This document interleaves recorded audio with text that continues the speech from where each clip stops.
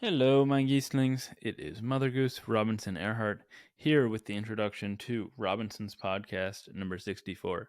And this episode is with Sarah Moss, who's the William Wilhart's professor of philosophy at the University of Michigan. And this episode was really fun, partly because Sarah has a wonderful personality and was just really fun to talk to, but also because the topic was really fascinating. The topic was her book, Probabilistic Knowledge, which you should check out on Amazon, and the link is in the description. Sarah makes the case that we can have probabilistic knowledge, and you might be wondering what that is.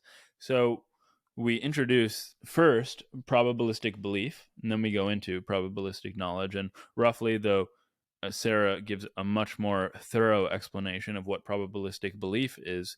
You might think of it like this: I look outside, I see that the sky is blue, and we might say that I really fully just believe that the sky is blue. But I might only believe to a certain degree that the sky is blue 10 minutes east of me, because it is getting close to evening. And by that same token, though this isn't Sarah's example, I might say that I know that the sky is blue here, but the question is, can I know that the sky is blue 5 minutes to the east of me? Maybe I only know it to a certain degree. So after introducing probabilistic belief and probabilistic knowledge, we talk about some of its applications in other areas of philosophy. Particularly, we talk about legal philosophy, so statistical evidence and legal proof. We talk about probabilistic knowledge and racial profiling, and we also talk about how it relates to some open puzzles in philosophy. So the Newcomb problem is one, and I don't know if you want to call the Newcomb problem open, but we get into that toward the end of the podcast. So the last thing that I will mention is we talk at one point about bridge arousal experiments, but I don't think that we fully flesh out just what they were, and I'm not going to do that right now because I don't have the studies before me. But from what I recall, and I think this will be sufficient, even though this isn't the exact experiment, the idea should come across well enough. If you walk across a bridge, and well, let's imagine two scenarios. One, you just walk across a bridge and there's a person waiting for you at the other side. The other situation, you walk across a very wobbly bridge and there's a person waiting for you across on the other side. You are much more likely to find the person across from the wobbly bridge attractive, and presumably that is because our beliefs or our feelings that this person is attractive are influenced and perhaps compromised by the other physiological noise or sensations that we're going through at the time that we typically associate with being attracted to someone, like your heart's pounding, maybe you're a little sweaty, maybe this isn't what happens when you're attracted to someone. And consequently, we sort of mistake this for attraction. Now, without any further ado, I hope you enjoy this conversation with Sarah as much as I enjoyed having.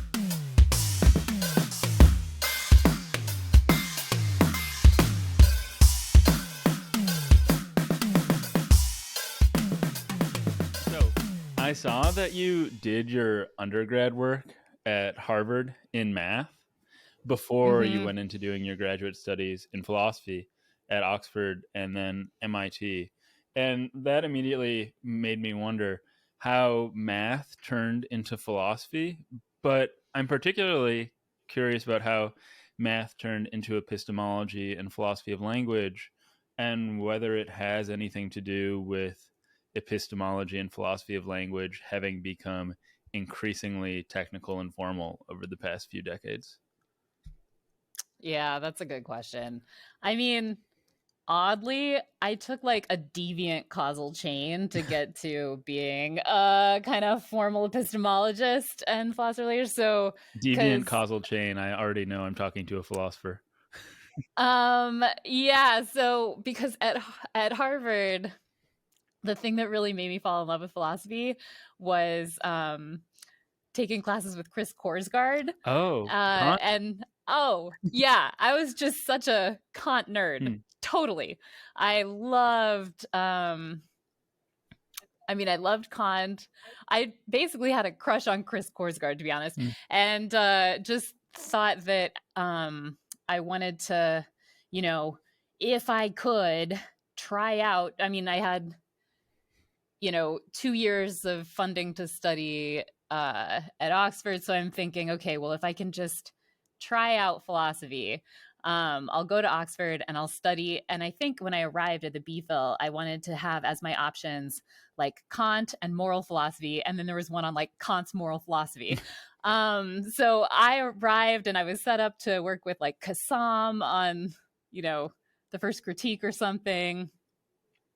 And then one of Tim Williamson's students met me, before the kind of tutorials had started. And he said, oh, no, this is Wiley Breckenridge. He's still in philosophy. And he said, you're going to study with Tim, like as if all the cool, like ex-mathematicians were just chilling with Tim Williamson. And so he marched me into the kind of philosophy department office and actually just asked the staff member in charge to just switch me from Kassam to Williamson. And then, I don't know, I never looked back. Like, I became friends with him. I became friends with Ofra Magador, who's in my class in the BPhil, another kind of super mathy philosopher of language. And yeah, and so we just had this little, club of people. Kit Fine gave the Locke lectures in my first year of the BPhil, and I just thought that was the best. He gave his kind of semantic relationism lectures. We were all excited about that. We were geeking out about Frege's puzzle for and then so I just never actually ended up studying any Kant at Oxford, really. So that is kind of, what I do now wasn't the first philosophy that I ended up doing, but it does make sense that I've kind of landed here, I think, given my skill set, which is part of what Wiley was noticing when he kind of dragged me into studying with Tim in the first place, I think. Yeah, I haven't reached out to Williamson yet, but I'm really looking forward to it and hoping I get to talk to him. But let's talk about probabilistic knowledge, because as you mentioned, you love talking about it. So the book, I'm going to quote you here, it defends a unified probabilistic account of the contents of assertion, belief, and knowledge.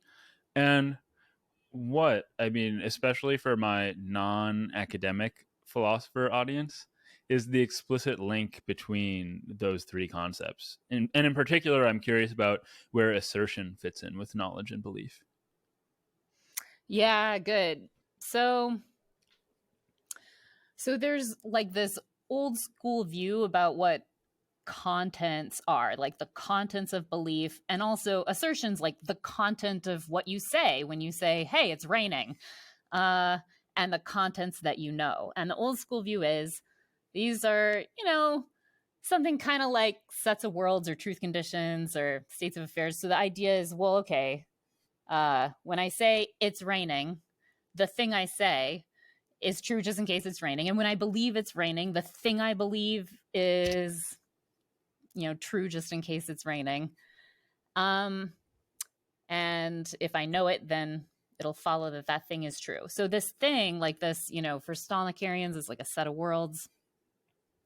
That's what we would call like a propositional belief. And so what I do in the book is I say, well, look, really, these things that we believe and assert and know, they actually are sometimes just more complex than just like that it's raining. So sometimes we believe that it's probably raining, or we believe that it might be snowing, or we believe that it's, to get a little bit more technical, like it's 0.5 likely that this coin is going to land heads when I flip it. And so, the word that formal epistemologists use for these kinds of beliefs would be like credences. Mm-hmm. So what what I'm claiming is that those credences, they're really different from just straight up beliefs about facts. So when I say, hey, I believe it might be raining, I'm not saying that I believe that it's consistent with some contextually determined body of evidence that is raining. I'm not saying that I believe that there's a non-zero objective chance of rain. Those are more just facts out there in the world. But I'm saying like, oh, when I believe it's probably raining, I have some high credence that it's raining, or I believe it might be raining. It's like, there's a possibility, according to me, that it's raining. And those aren't reducible. Those beliefs, they aren't like reducible to beliefs in facts. And so similarly, I think, yeah, okay, well, we believe these like probabilistic contents, and similarly, we can assert them. So I can just say, hey, it's probably raining.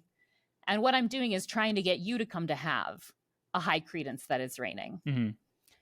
And also I can think, yeah, if I'm an expert and you trust me, you could come to know by testimony that it's probably raining. And what that is for you to have a high credence that it's raining, and for your high credence to constitute knowledge. Mm-hmm. Now, I'm sure we're going to spend a lot of the time before us unpacking all of that.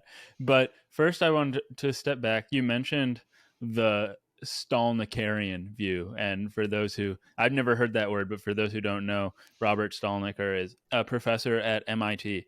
And is this sort of possible worldly view of content the dominant view that you're reacting against in your book, or is there a more dominant view that you're not satisfied with that provoked this book? Yeah, so I would say that there's a sense in which my work is in like a Stalnakerian tradition, insofar as, well, at the get-go, to really embrace sets of worlds as contents. Can we more fully like flesh out what that means? What that means? Yeah. Good. So,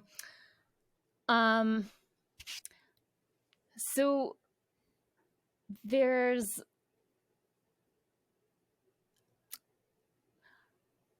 an alternative picture might be to say, well, these things that you believe, like these propositions, they're not sets of worlds. They're like ordered intuples of objects and properties. But there's something quite nice about taking contents to be like unstructured, just sets of worlds. Then like the idea is that when I believe that, grass is green, like you can understand what it is that I believe by just thinking about the conditions under which my belief is true. So what really distinguishes like my belief that grass is green from my belief that snow is white? Well, it's like the way that the world is when my first belief is true. Yeah. That's just like really different from the way the world is when my second belief is true. Yeah. What are these things? Yeah. Ways the world might be. Those are just kind of sets. Those are possible worlds, like ways the world could be. And so you could kind of associate my belief that grass is green with the set of all the possible worlds where grass is green. So in other words, like the set of all the ways in which grass could be green. And that's what we use to kind of distinguish, like we appeal to, well, why are these beliefs different? Well, they've got these different contents. What are the contents? Well, they're really closely related to the truth conditions of the belief, which just are like the sets of worlds in which each belief is true. Is this helping? No, that was a really nice way of explaining something that I don't think is very intuitive. So that was very helpful. Now, I guess the next question though is, why are you reacting to this picture with probabilistic knowledge? So is it because that view is pretty unintuitive, or maybe you don't think it's actually unintuitive? I think the view is great. Okay. And I want to yes and that view. So just to take another if we can take a detour. So like one person who yes-anded this view would be David Lewis. So David Lewis comes along and he says, I'm down with sets of possible worlds, using that kind of thing, like this unstructured content to represent like contents of attitudes, belief. I mean, you can throw in like desire, hopes, dreams. They are all like relations you got to sets of worlds. But David Lewis says, I don't think we've gotten it quite right, because let's suppose that I know exactly which possible world I'm in. I'm like omniscient and I know exactly which world is actual. I could still be ignorant about something if, for instance, I don't know who I am. So let's suppose I know everything there is to know except for whether I'm, let's say, Sarah or Robinson. So I've got to stipulate that like my eyes are closed and I've got amnesia and I have this remaining uncertainty. So then I open my eyes and I learn, ooh, I'm Sarah. Now, what did I learn? I got some information. Now I have a belief that I didn't before. But notice, we can't represent what I learned by just saying it's like a set of possible worlds, because I knew all of those. Like I knew exactly which world I was in, but I still had this residual ignorance of who I was. So they're like self-locating beliefs that seem like, well, they can't quite be represented within the meager Stalnakerian framework, where we take contents to be sets of possible worlds, set of metaphysically possible worlds. So David Lewis says, okay, I'm going to reach for like a different unstructured content to represent contents of these self-locating beliefs. Instead of using just sets of boring possible worlds, I'm going to use sets of world, time, individual triples, so that when I learn exactly what world I'm in, there's residual uncertainty available about which individual I am, or even when I'm located within the world. So that's an example of how you could be pretty much okay and down with the unstructured content picture, but think, well, the thing that we have inside our set when we say that belief contents are just sets of items, the items that they're sets of need to be slightly more sophisticated than just metaphysically possible worlds. Okay, so for David Lewis, they're order triples of metaphysically possible worlds times individuals. Now, I'm kind of like that. I think, well, there's this kind of belief that we have. Those beliefs are credences, for instance, like my 0.6 credence that it's raining outside. I think you can't really represent the content of that belief with a set of worlds, but I do want to represent it with a set of things. It's just that the things that I'm taking sets of are probability spaces. Okay. So, yeah. So I replace propositional contents with probabilistic contents. Yes. Okay, I was going to get to that in a few minutes, so let's come back to that in a few minutes. Since we went on this detour, though, so to David Lewis, so he's a realist about these possible worlds. I mean, for him, they exist. I don't think Stalnaker has that same commitment, does he? Yeah, I mean, you can. So possible worlds are like ways the world might be, and yeah, you can really take your foot off the gas of the modal realism and still go in for like the essential elegance of the unstructured content picture. You just have to have, I mean, yeah, it's choose your own adventure with respect to exactly what you think these possible worlds are, like how metaphysically heavy they are or not. That's like an orthogonal choice to saying that, hey, let's take contents of belief to be sets of these things. Okay, and now you mentioned that you're sort of replacing possible worlds with probability spaces. And Is that true? So possible worlds won't figure into your account at all in the end? Actually, they do figure into the account because sets of worlds are the things that you're assigning probability to. Okay. So, for instance, you just need this like algebra, basically. You start with like a set of things, and then you take, you assign probability to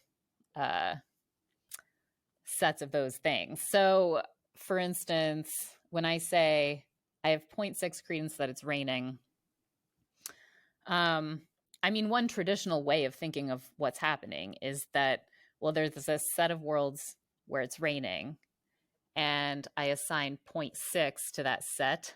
And what that is just kind of giving like a thumbs mostly up to a proposition. So I think of 0.6 credences as slightly different. So there's a kind of distinction here between saying, oh, credences are just really complex attitudes towards these simple propositions, sets of worlds as contents. That's really the traditional way people have thought about how to move from the full belief to credence picture. You just complicate the attitude you have towards the proposition. I actually think that when you look at what are contents of belief, I think it's more appropriate to say that you still bear just a simple belief relation when you have a 0.6 credence. That's you bearing a simple belief relation towards a complex content. So instead of taking credences to be like complex attitude towards these simple propositional contents, I take them to be simple belief attitude towards complex probabilistic contents. And that departure from tradition for me is something that's motivated by noticing, well, what kind of things did we think contents were? What theoretical role do contents of belief and contents of attitudes play? And it turns out, look, sets of probability spaces, that's the thing that actually play that role. I could give you an example if you want, but yeah, please. Yeah. So,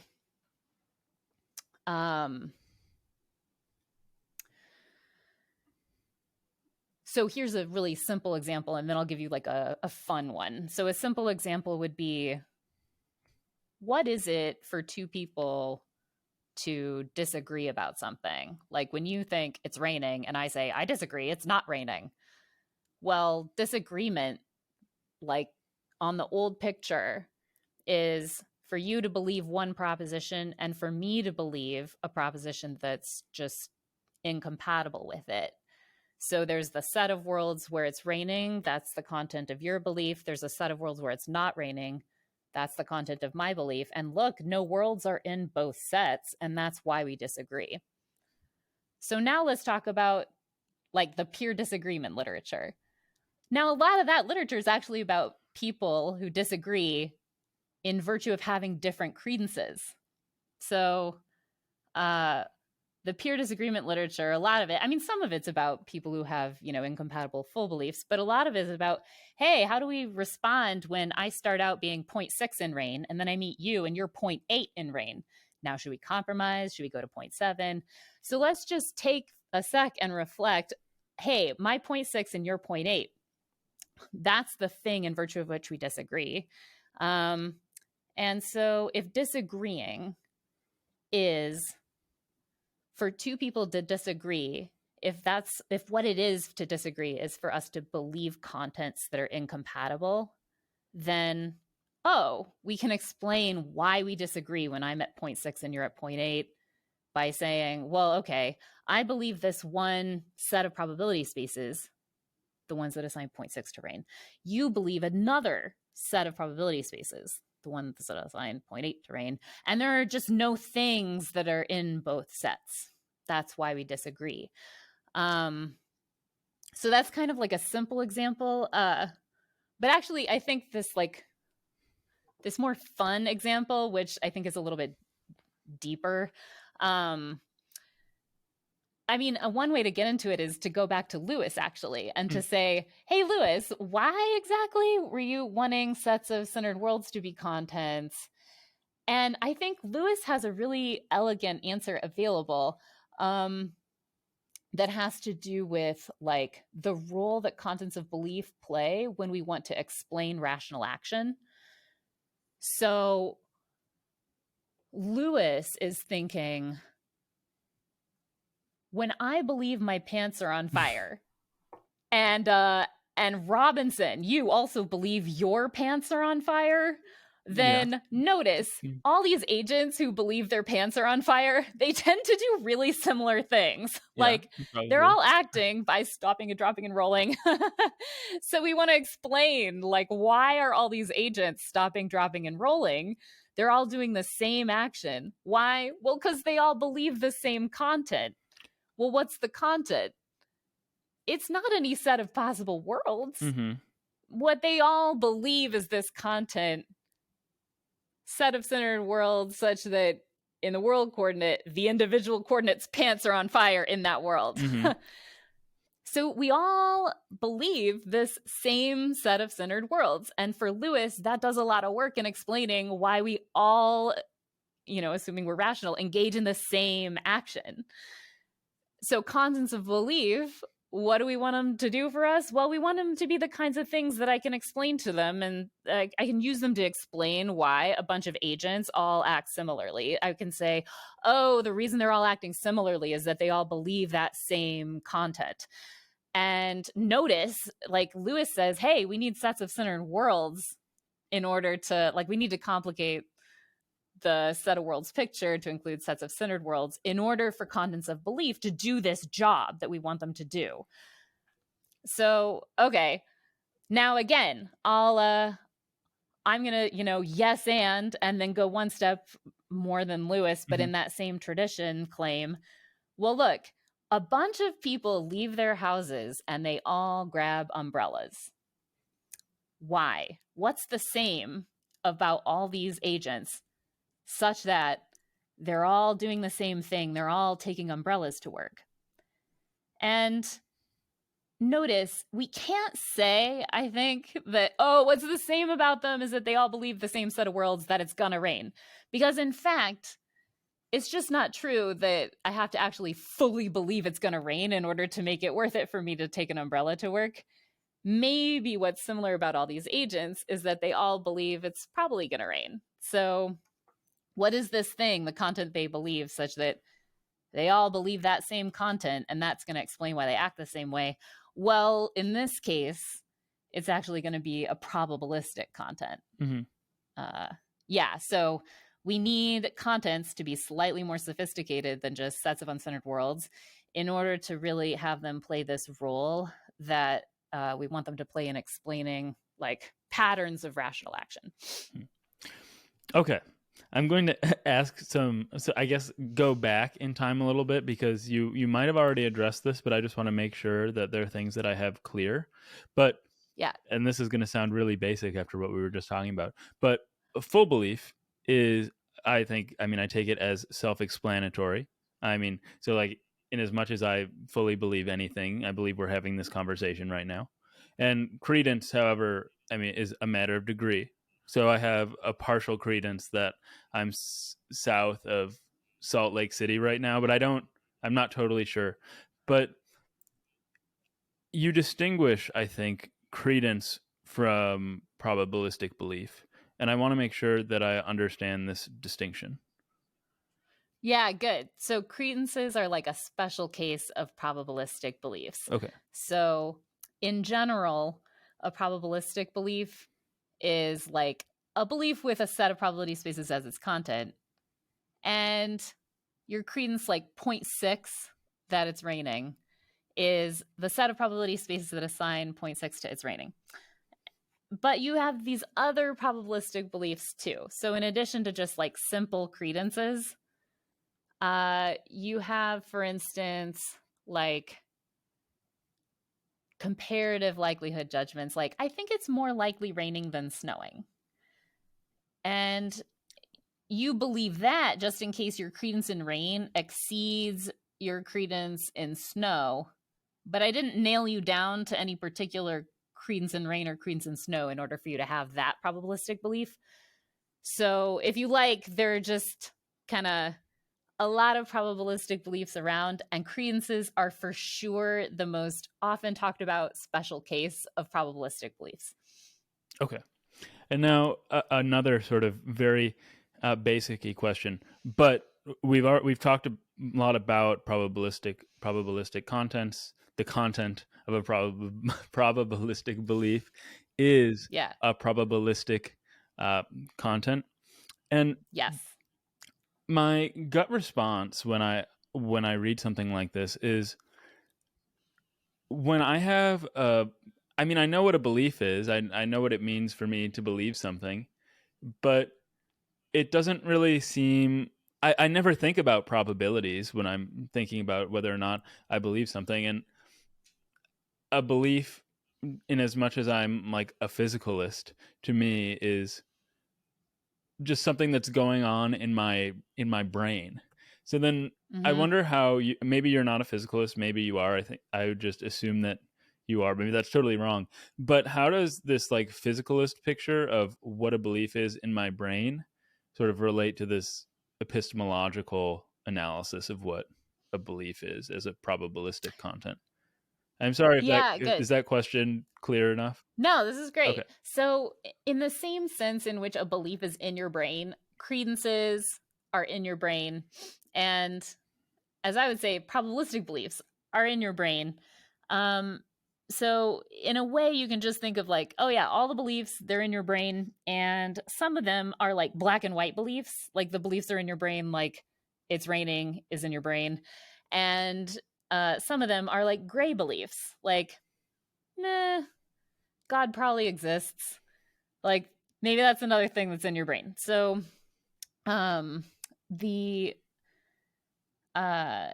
most common reason that's cited to think about like, hey, what's in your brain isn't all black and white, is to reflect on like even things that you're pretty sure of, you're sure of to different degrees. And that really matters when it comes to like how you act and what you're willing to bet on, for instance, and at what odds. So I can tease out differences between all the things you believe, all the propositions you believe, by asking you, yeah, but like, how much are you willing to bet on that? And so by thinking about like dispositions to bet, or more generally, like when you take an umbrella to work, that's actually, in some sense, you're making a bet on it raining. That's what you do when you take the umbrella to work. In a certain sense, we can understand all actions on the basis of, less than certain beliefs as being like, I bet that it's, I'm acting on the fact that it's likely enough to make it worth it to carry the umbrella. So we can observe people's behavior and then, charitably interpret them as having not just like a whole bunch of full beliefs in their belief box, which, is in the brain in whatever sense you like. But we can also interpret them as having like probabilistic beliefs in the belief box.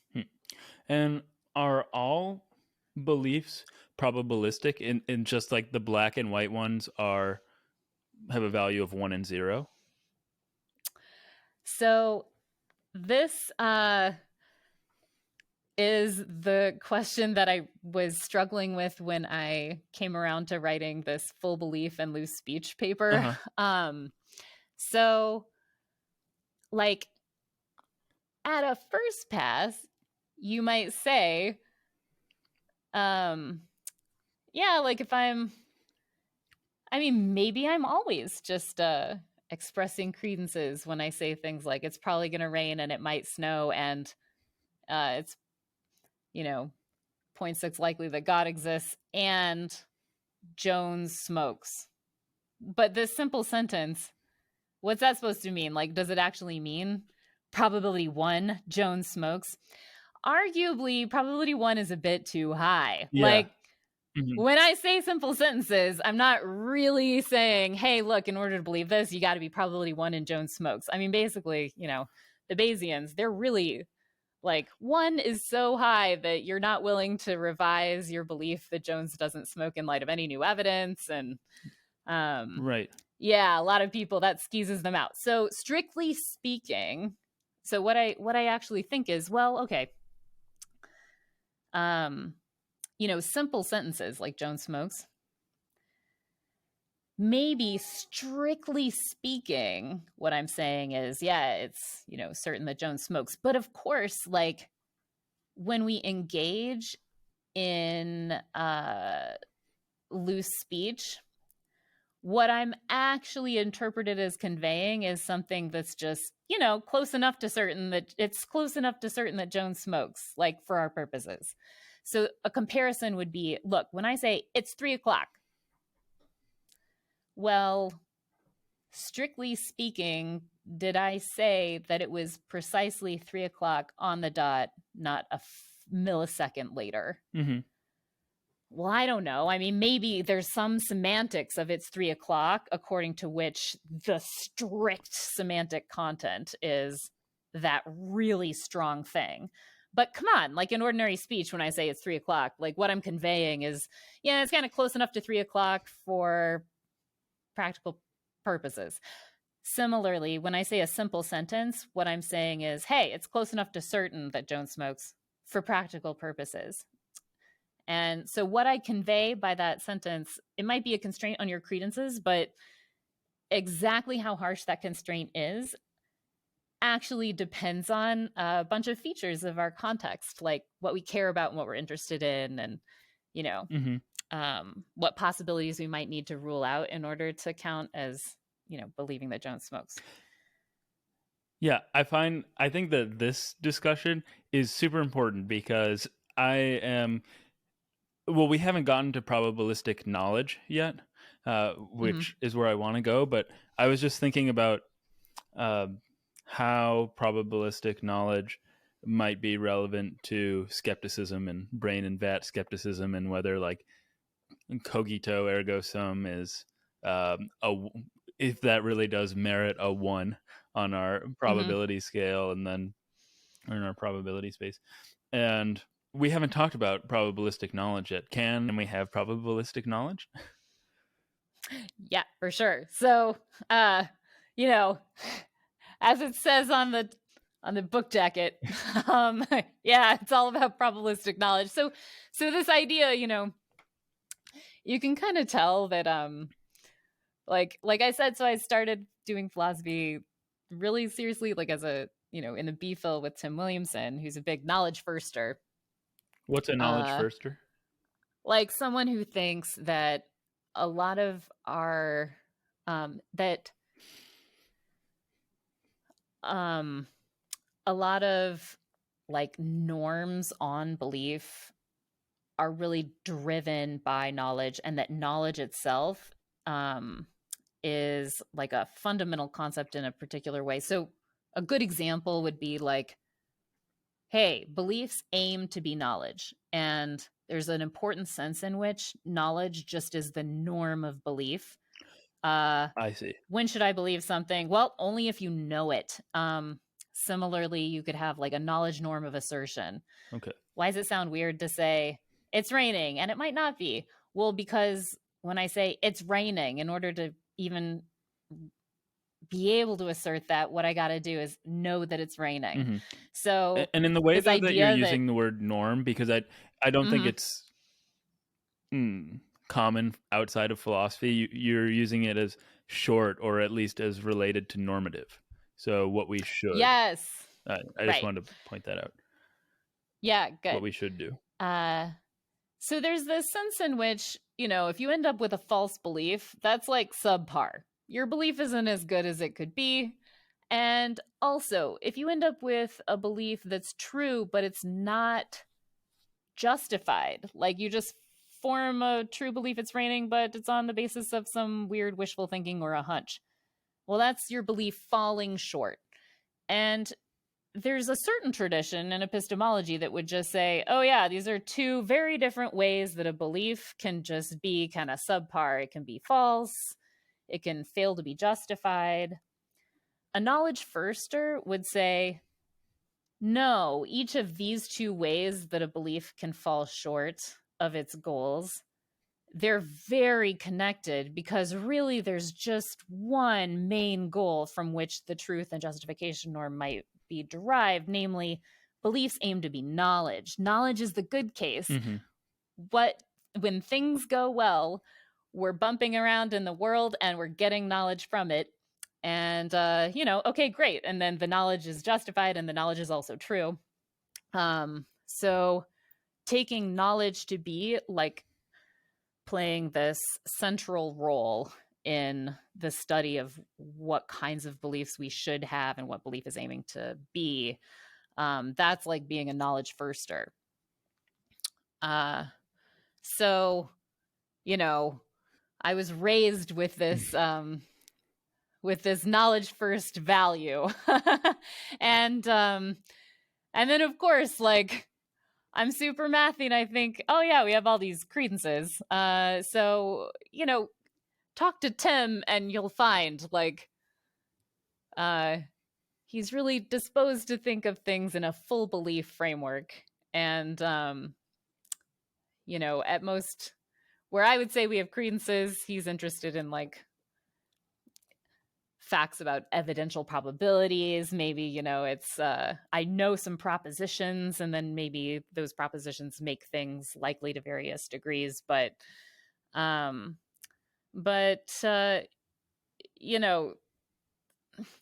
insofar as there are a whole bunch of people who think that, yeah, full belief is really the primary kind of doxastic, like the primary beliefy thing that we've got going, then, if you go to like MIT or Michigan, you'll find a bunch of people talking about credences, Mm-hmm. which are really quite distinct from full beliefs. So now there's this question: how do I like retain my good knowledge first upbringing and yet move into this world where everybody talks about credences as being really important? Well, I mean, there's like a natural kind of place to go, which is to say, hey, actually this knowledge norm, it applies to credences too. Like your credence 0.6, it can be good in certain ways, or it can kind of fall short. But notice the ways it can be good are just like the ways that a full belief is good when it's knowledge. And the way that it can fall short of good is just like the way that full beliefs can fall short of being good when they fail to be knowledge. So for example, I was going to like say an example would be really helpful right now. Yeah. So a Gettier belief. Okay. So suppose, you're wandering around like fake barn country. So so for like non-epistemology listeners, there's like this example where normally when you see something that looks like a barn, you can know, yeah, it's a barn over there. But there's this intuition that, like, let's suppose you're driving through fake barn country where 90% of the barn-like items around you are actually just barn facades, like some, film crew came up and set up a bunch of fake barns. There are no barns there. They're just these 2D like barn facade structures. So if I'm driving through fake barn country and I see something that looks like a barn, I can't, the intuition goes, no, just from looking that there's a barn there. Because, I mean, even if there is a barn there, I just got lucky. Yeah. My belief is true by luck. I mean, for sure it's justified. Like, it looks to me like there's a barn. I don't know, I'm in fake barn country. So I've got this belief that's justified. And maybe I'm lucky. So I was in the 10% and it's actually a true belief. But the intuition goes, okay, so my belief isn't knowledge. It's mere justified true belief. But there's something a little bit subpar even about my true belief that I see a barn in fake barn country. And the subparness has to do with the fact that, well, yeah, it ended up being true, but that was just a matter of luck. And that's not how we really ideally want to be. We want to be agents whose beliefs are justified and true, not just as a matter of luck. Like, we want to be, robustly connected to the truth of the matter that we're forming our beliefs about. Good. So that's like all one way in which beliefs, despite being true and justified, can nevertheless fall short.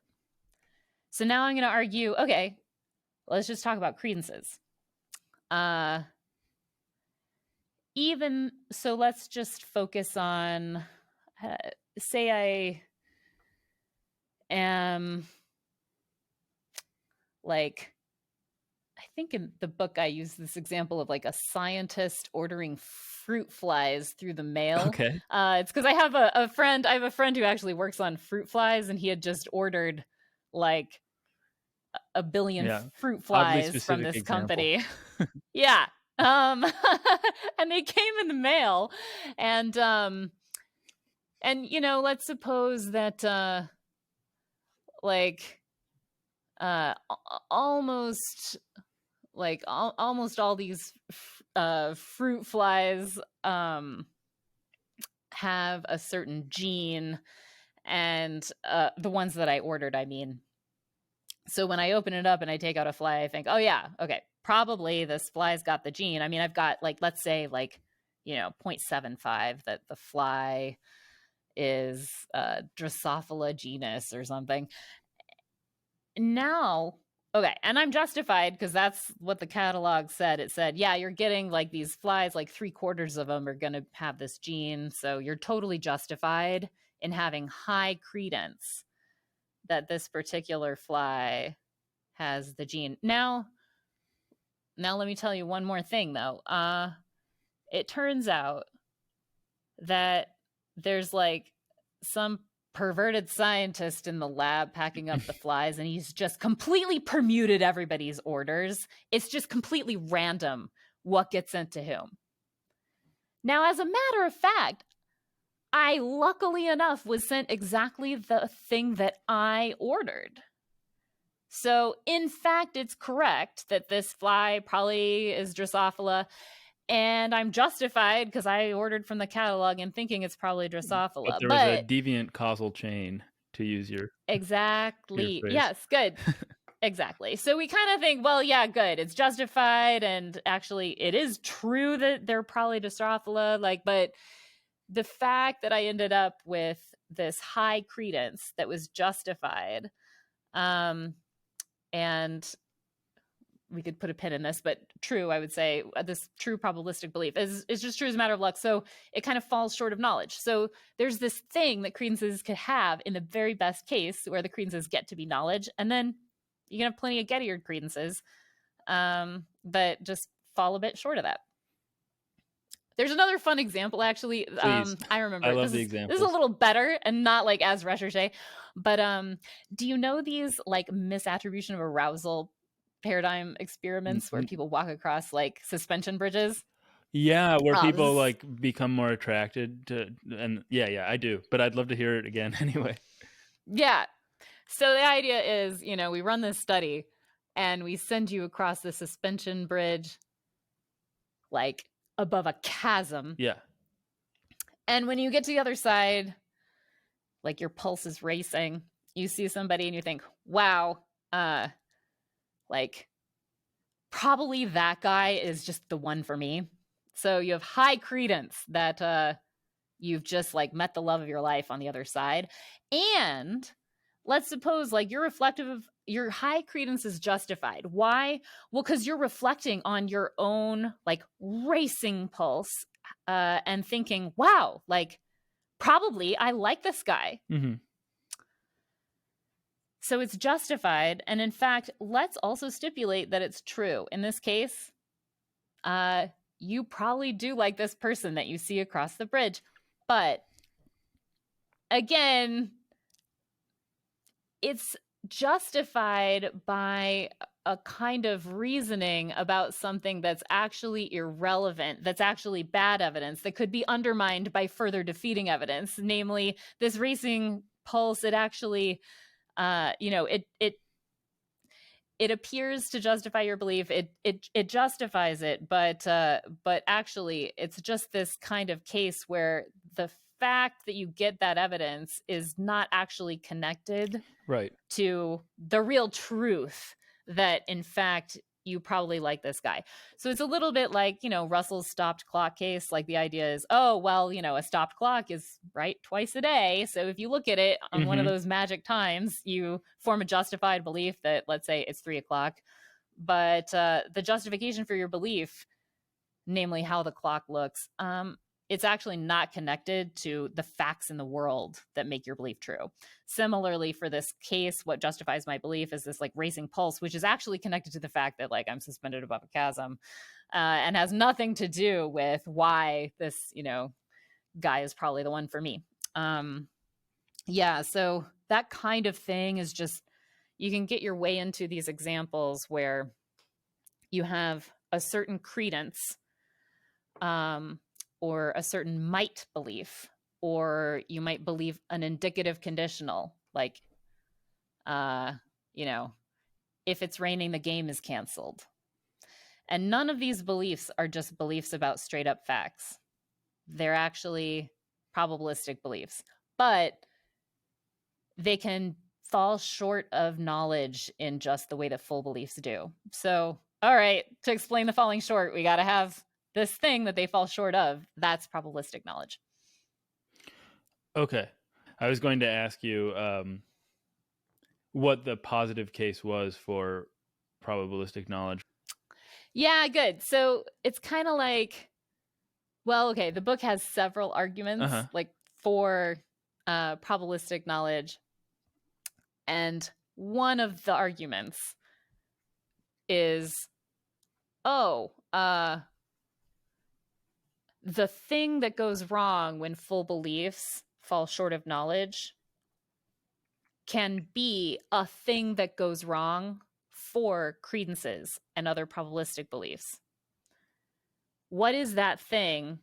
The simplest theory is that what's going on in these cases, the falling short in both cases, just is failing to be knowledge. So yeah, that's one argument for probabilistic knowledge. Hey, probabilistic beliefs can be get-eared.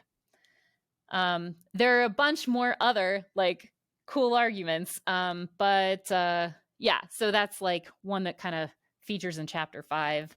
And yeah, so just to back up one sec, like some of the arguments that there are probabilistic knowledge are kind of more like conditional, like, hey, if you accept X and Y, then you better think there's probabilistic knowledge. So an example of this would be, a lot of philosophers actually give theories where it matters that you have to be able to know conditionals. Like, I know that if it's raining, the game is canceled.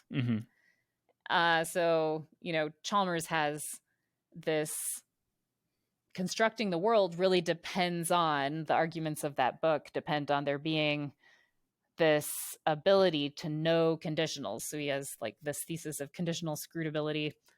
Long story short, Chalmers thinks it's possible to know if P then Q. And then, you go to somebody like Dorothy Edgington and a bunch of other people who think indicative conditionals, they're not true or false. We use them to do other things. Right. They're not just stating facts about the world.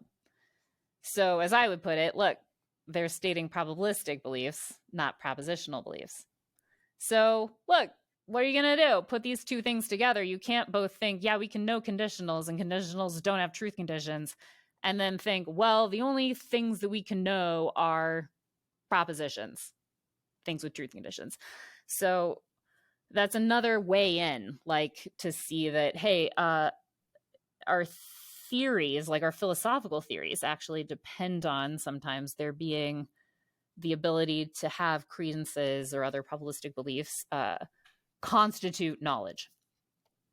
I mean, another argument that has that form would be, suppose you're like Williamson and other knowledge firsters, you think that there's this knowledge norm of assertion.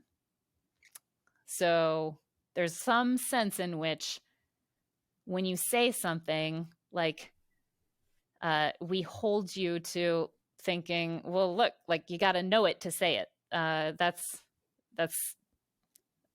one thing that they use to explain a lot of features. So say you go in for the knowledge norm of assertion, and then say you take any of a number of expressivist theories off the shelf for saying, yeah, not all asserted contents are just full belief contents. So read the epistemic modals literature. Plenty of people think when I say it might be raining, I'm not stating a fact about the world. So how do you embrace the knowledge norm of assertion together with the idea that we assert probabilistic contents, not just always propositions? Well, you have to think that, yeah, there can be this probabilistic knowledge. That's the knowledge norm of assertion for these kind of more sophisticated contents. Yeah, so that's like a genre of argument for probabilistic knowledge. And then, I mean, really my favorite genre of argument for the view is to just look what it can do in practice. So to think, hey, beyond the knowledge norm of assertion or belief, I think probabilistic knowledge does cool work in solving little puzzles that arise elsewhere for other theories. So I actually like the weigh-in that says, hey, look at this cool hammer. Once enough people start using it on their own little, nails, it'll just seep its way into the general philosophical milieu. And then you'll realize, a few decades from now that you couldn't do anything, you just couldn't have done without it, without this presupposition that credences get to be knowledge. You mentioned just a couple minutes ago that one of the ways in which you're hoping to shoehorn I keep fumbling this word. I interviewed an astrophysicist and I kept saying like astrophysicist over and over again and had to cut it out. Anyways, probabilistic knowledge. You said that one of the ways in which you want to shoehorn probabilistic knowledge into the discussion is to show people how many problems it can solve in other areas of the literature. And so asking this question sounds kind of wrong. It's sort of like that question, like, when did you stop beating your wife? It like presupposes that you've always been doing it. But what is morally and epistemically wrong with racial profiling? And how does probabilistic knowledge help us see this? Yeah, good. So, this is definitely one of the applications of probabilistic knowledge that is most on my mind recently, mostly because it has ramifications for the use of profiling in legal contexts, which I've been working on quite a bit. But even, set aside the law stuff or like table it for later. Yeah. Yeah. So there's this idea that when you, let's say, walk into the office building where I work and you know that most of the professors here in this building are men and most of the administrative staff are women. And that's just like this fact. And you see a woman in the hallway, it's generally acknowledged that if you just form this full belief, like, oh, she's an administrative assistant, that is not justified by your evidence. So it's epistemically subpar. Now, this is like an instance of profiling, and it's generally agreed, like, we shouldn't do this. But notice there's like a kind of different thing that some people want to say, which is a little bit harder to defend, but I think really important. And it's an intuition that some people have, which is, if you were to see this woman and just think to yourself, oh yeah, 0.9 likely she's an administrative assistant, it's way more likely that she's an administrative assistant than that guy behind her is.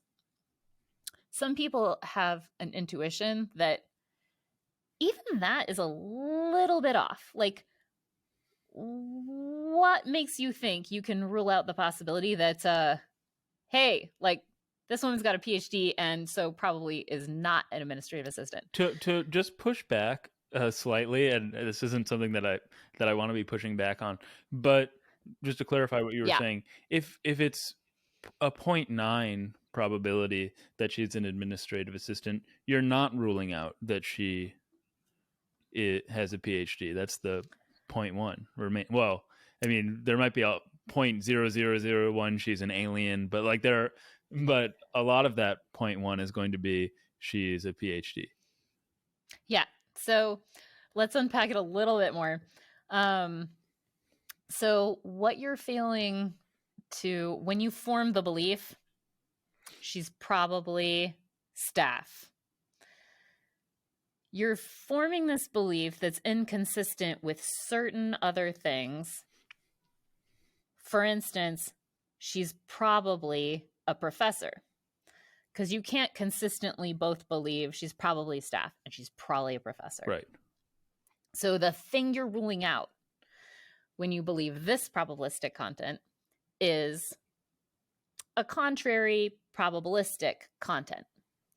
And the role of having a PhD in this case is, let's suppose if you were to learn she has a PhD, then you would come to believe she's probably a professor.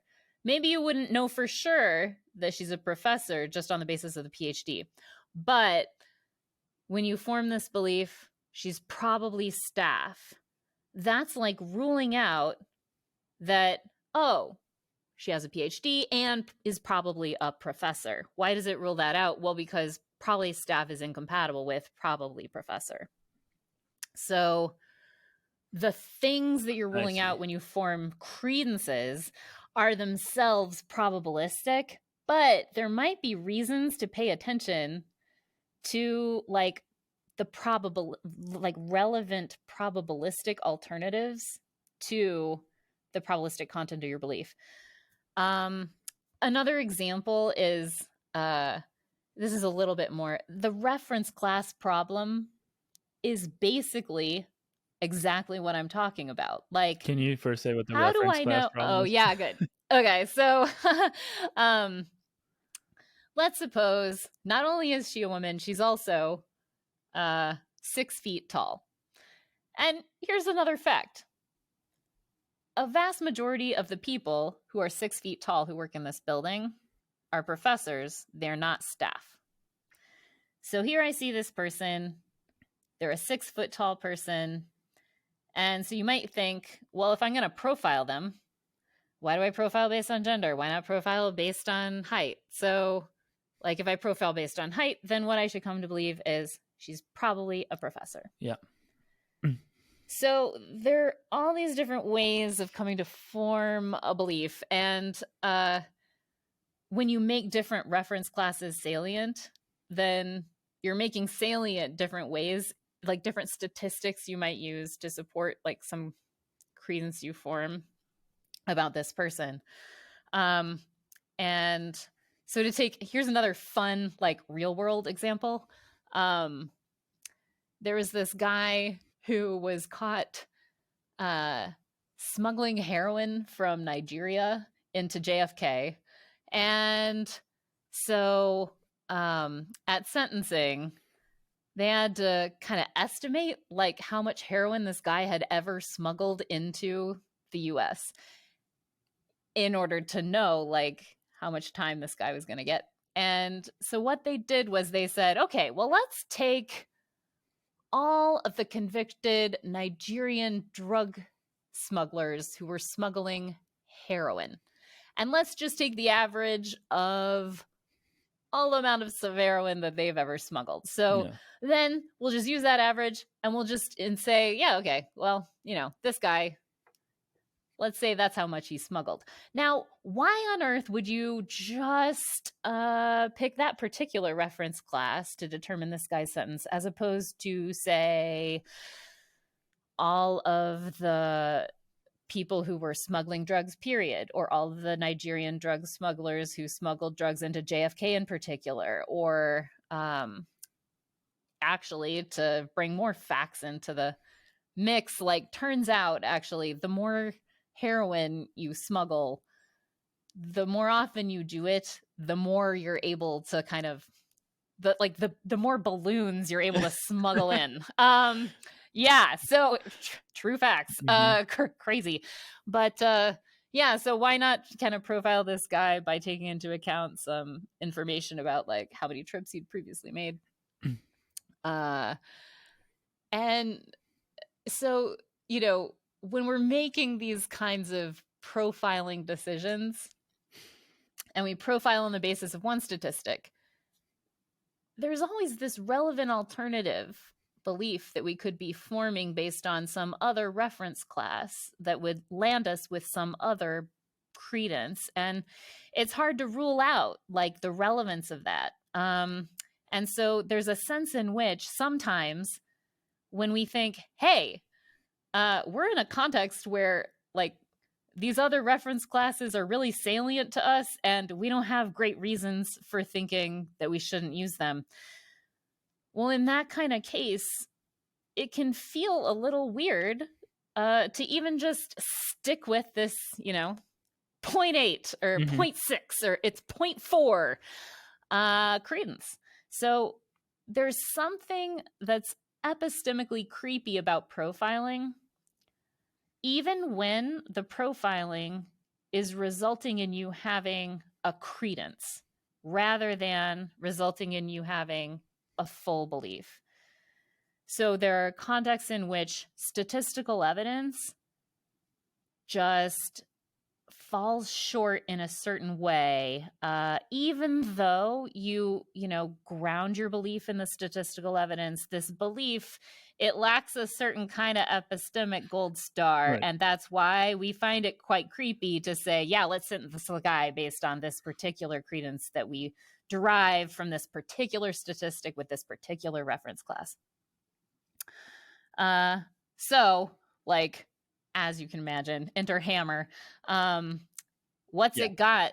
Like the 0.8 credence that's based on, say, perception or expert testimony that this 0.8 credence based on mere statistical evidence doesn't.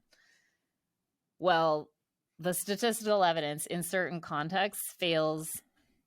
I mean, it justifies your 0.8 credence, but it doesn't make it knowledge.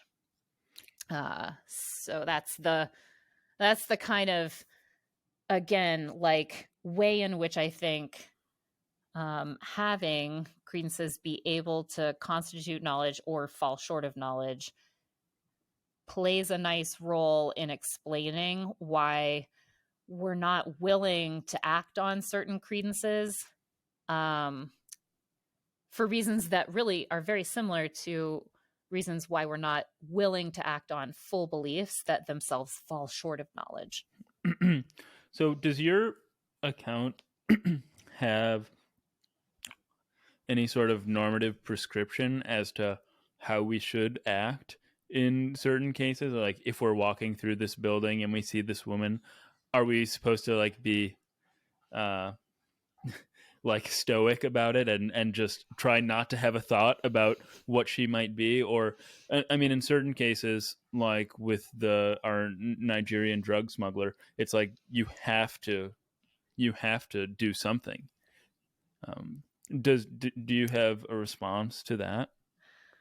Yeah, good. So one thing that's quite nice about the knowledge norm for full belief is that all you gotta do is remain agnostic, and then ta-da, like, you're not gonna violate the knowledge norm of belief.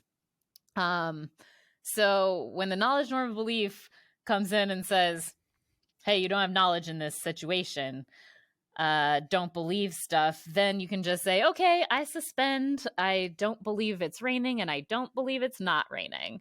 And so I'm safe. And the knowledge norm of belief, maybe I'll just stick with my 0.5 credence. And there I am, like not believing it's raining and not believing it's not. I suspend and therefore I'm epistemically in the clear. All right, so now let's switch to the key of credence. And we can ask, well, if we endorse like a knowledge norm of credence, like don't form 0.8 unless the 0.8 is knowledge. At first glance, you might think, whoa, well, I'm going to have a credence. Like at the end of the day, I'm going to be 0.8 or 0.7 or 0.6, and none of them is going to be knowledge. So how the heck do I get out of violating the knowledge norm of belief, since it seems like I'm just stuck with credences? I can't really suspend. And so, in fact, on reflection, I think, no, there is like a probabilistic analog of agnosticism. You can suspend judgment about probabilistic contents, but what we use to do that is this framework of adopting imprecise credences. So formally, that's modeled by saying, you know what, forget the 0.8, forget the precise credences altogether. I'm just kind of in the range of 0.5 to 0.9. And that's my credence that this person is a staff member.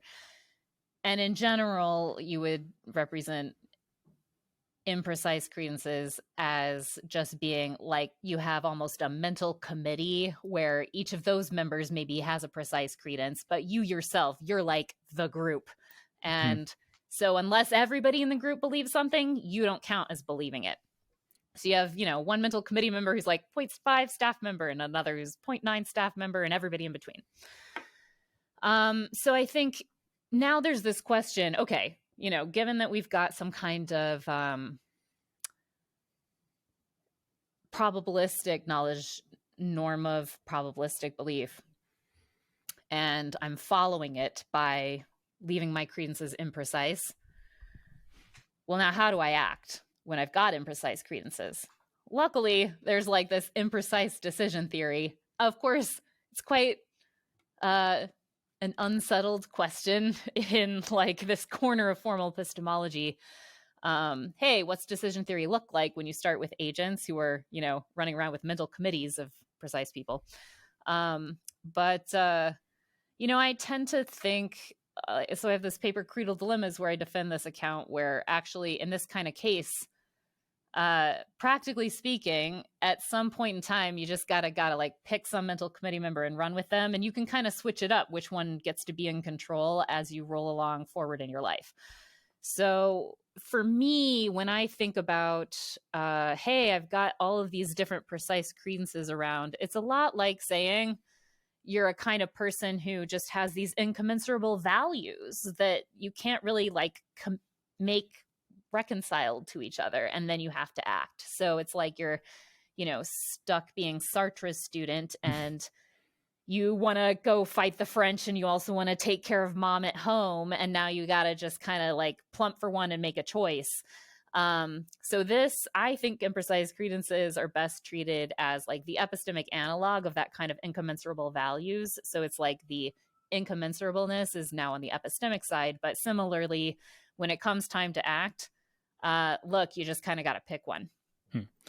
Yeah. And so, okay, so now we've talked about the epistemic side of things here, but how does this relate to the moral dimension? Good. So notice if I walk into like a furniture store and I know I love that the examples. 90%, like 90% of the 90% of the furniture items in the room are couches. Like they've just got, a few armchairs. And then someone says, "Oh, I just bought this item from the store." And now I'm like, okay, I got 0.9 credence that what you bought was a couch. I think that there are some contexts in which there's just nothing that subpar about the 0.9. Like we don't really think that it's super important to like consider lots of reference in many contexts, consider lots of reference classes when we're profiling furniture. At least there's nothing about furniture itself, like that it's furniture, that really itself like makes any kind of moral imperative to consider alternative possibilities. Put it another way, like, I'm not required to like treat an item of a furniture as an individual. That's not like a thing. However, all right, I see a person in the hallway. There's a kind of moral imperative to treat them as an individual and not just merely as a member of a reference class. And so there's some moral feature of a person that can, in certain contexts, make it such that I need to be, such that certain alternatives, like that they have a PhD, just count as relevant for me when I'm forming my beliefs about them. So, like, the moral nature of people in some senses has an epistemic impact. So this is one way that it can happen. Like, some people would categorize this as an instance of moral encroachment. The fact that for a certain person, the moral stakes of me incorrectly thinking she's probably staff, of falsely thinking she's probably staff, the moral harm that might follow from that is great enough that I've got to be like counting it as relevant that there are these certain alternatives where, you know, there's not like a similar moral harm to an ordinary case of couch profiling. Okay, just something that you said that I want to make sure that I got right. When you say moral encroachment, you're saying that maybe, well, what you didn't say is moral encroachment on epistemic norms, but the idea is that our moral values or ethical considerations should have an impact on what we should believe or do believe or should know or do know. Yeah, good. So it's a little bit like, hey, David Lewis taught us that in order to know something, you got to rule out all the relevant alternatives. Mm-hmm. And then there's this question like, well, what counts as relevant? And there's a rule of high stakes that says, look, if you're going to lose your mortgage if you're wrong about whether the bank is open tomorrow, then, hey, you know, more possibilities are going to count as relevant. So similarly, it need not be that the stakes in question have this like financial character in order to count as high stakes.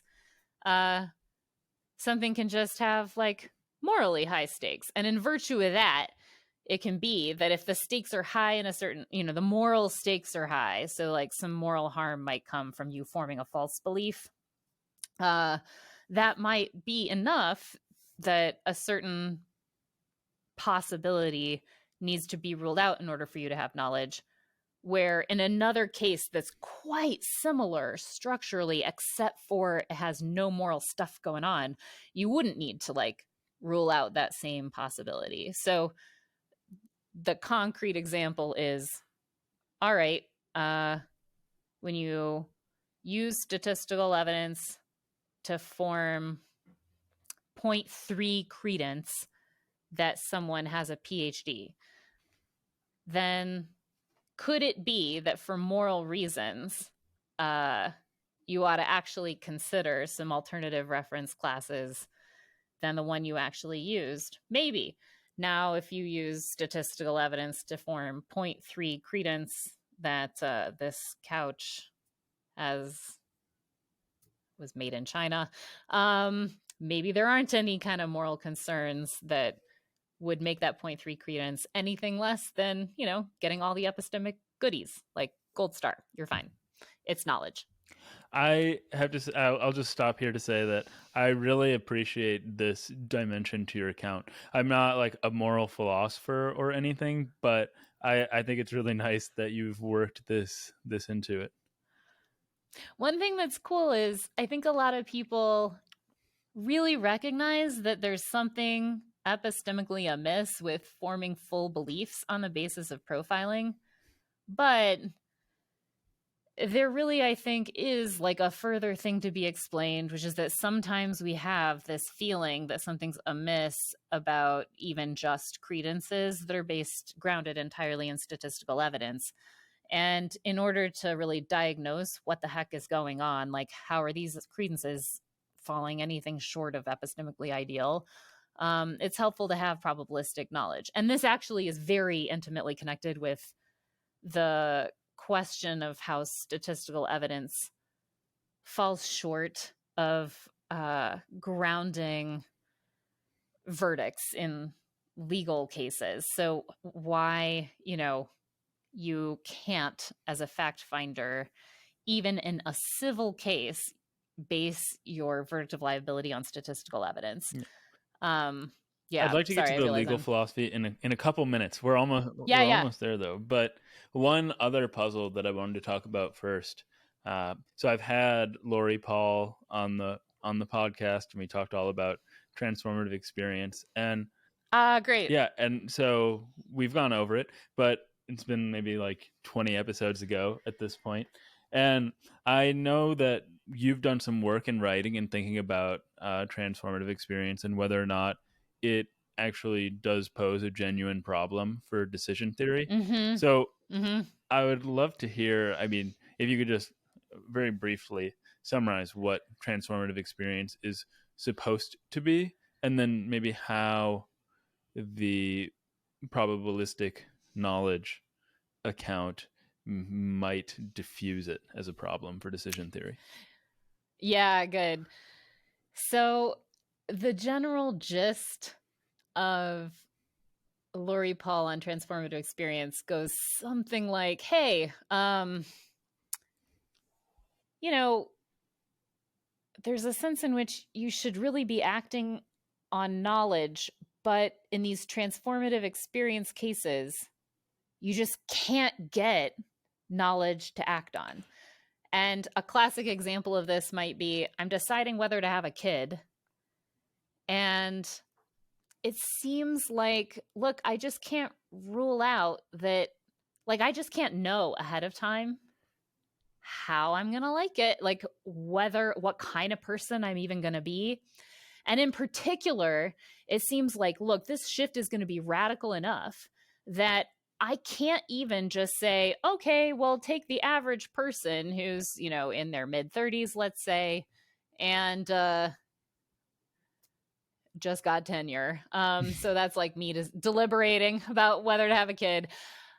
Are they regretting it or thinking that was a good choice? So I can't even, Lori thinks, like really just come to have enough knowledge to act on, to take the plunge on the basis of just thinking, well, odds are most people like me think this is great, so I'll probably think it's great. Now,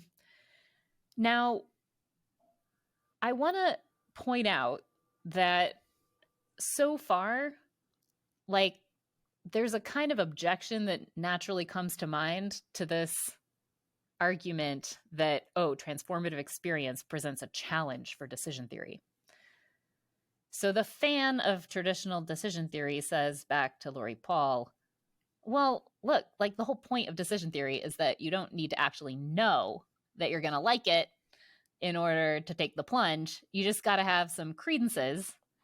And yeah, like credences are exactly what we use as our ingredients for rational decision theory when we're in situations of ignorance. We just have to form like 0.7 credence plus that I'll like it plus 0.3 credence that I won't. And here's how much I'll like it. Here's how much I wouldn't. Compute. What's the expected utility of having the kid? Expected utility of not having the kid. Boom. Decision theory gives me an answer, even though I don't have any knowledge. All I got are credences. So that's one kind of objection that people were pushing against this this transformative experience challenge to decision theory. And so what I wanted to do was try to respond on behalf of Lori to people who were pushing that objection and to try to reconstruct some way in which she was right that transformative experience robs us of a certain kind of thing that we'd like to be acting on, and in particular can like rob us of knowledge. So what is the sense in which when I think I'll probably like having a kid, I'm 0.6, it's worth it, I did the number crunching, let's go.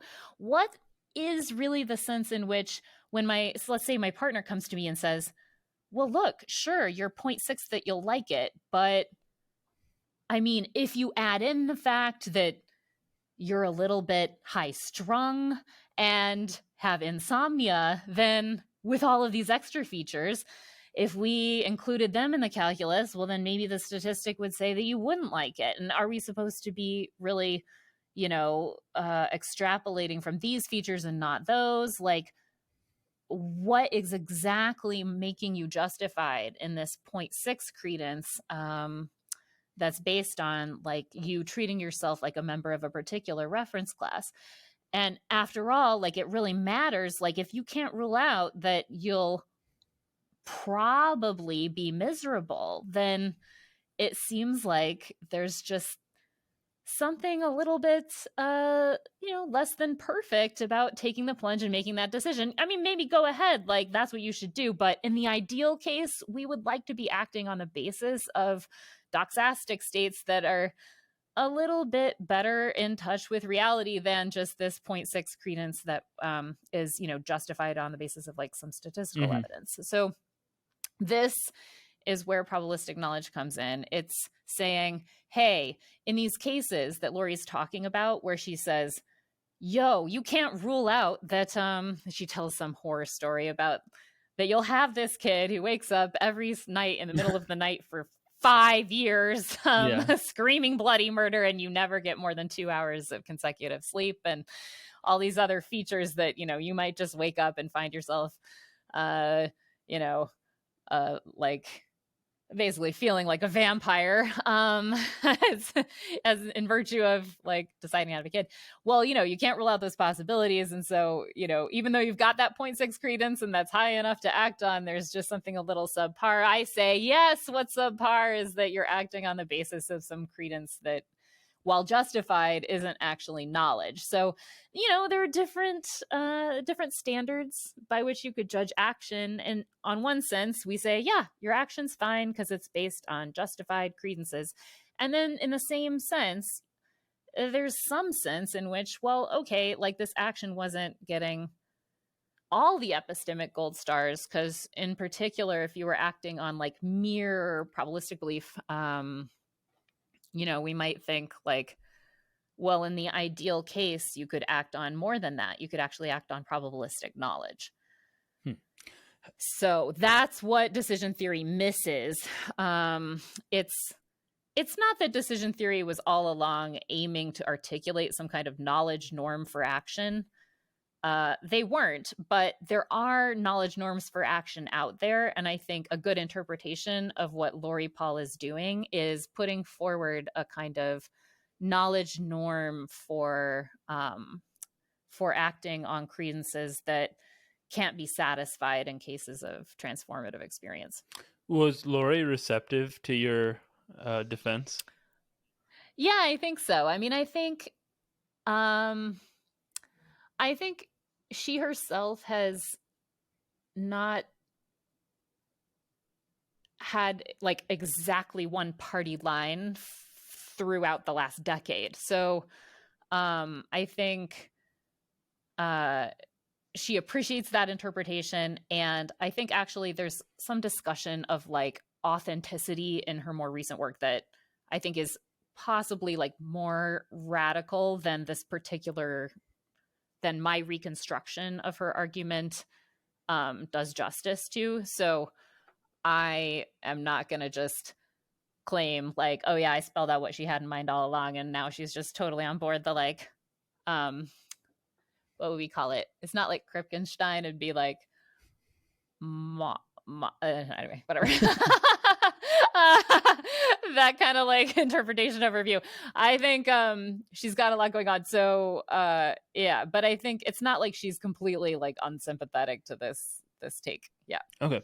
Now, so the legal philosophy, you mentioned statistical evidence, but then I cut you off before you could continue talking about it. But I think that where you were going is statistical evidences sometimes not being admitted at trial, and it's often deemed insufficient for legal proof.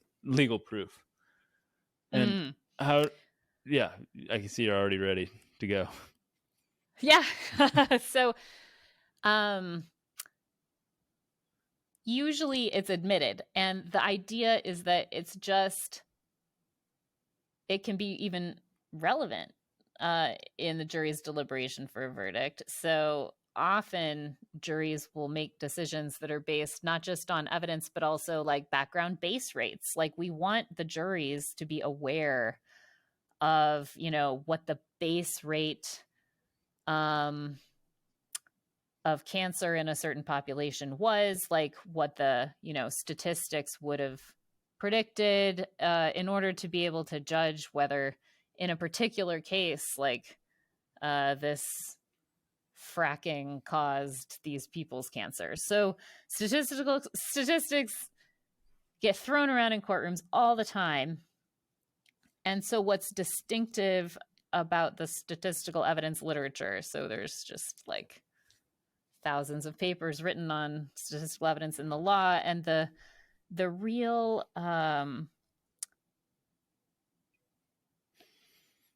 central result of interest is that statistical evidence alone, which some people call naked statistical evidence, is insufficient to ground a verdict. So what does that mean, ground a verdict? Well, in a criminal case, what it means is statistical evidence alone can't give you proof beyond a reasonable doubt that the defendant's guilty. So there, it's not sufficient to license conviction. But of course, we're not just using the law to like convict people of crimes. We also use the law to, settle lawsuits. Mm-hmm. And so there are civil trials in which we got to decide, hey, plaintiff, defendant, who's got to bear the cost of, this poor woman's surgery after she fell down some rickety stairs? Do we hold the landlord liable? And in these cases, the standard of proof isn't proof beyond a reasonable doubt that he caused her injury. It's actually just proof by a preponderance of the evidence. So that's often taken to mean, look, like to successfully sue someone, you just got to establish that it's more likely than not that, for instance, had he repaired the steps, she would not have fallen and broken her ankle. Or if you're suing someone for trespassing, I have to prove that it's more likely than not that it was really you on my property and not your twin brother, say.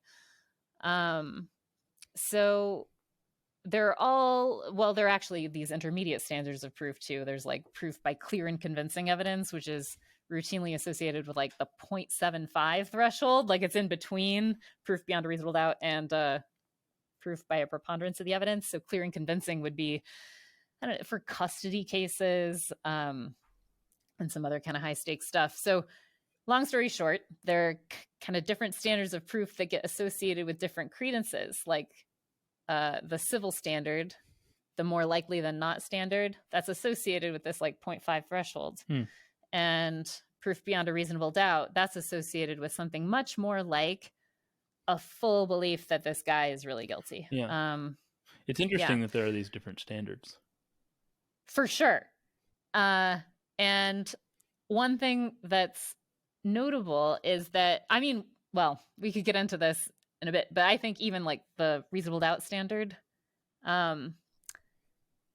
actually, I think is stronger or weaker depending on like how much is at stake if you get it wrong and falsely convict this person Right. of, let's say, murder. You've written that it's hard to pin down. Yeah. Yeah. So just what the standard of proof is beyond a reasonable doubt. Yeah. So, and I think that there's like a reason for that. It's hard to pin down because it's really hard to pin down what it takes to like know that this guy is guilty. But let me say one quick thing about statistical evidence first, and then I can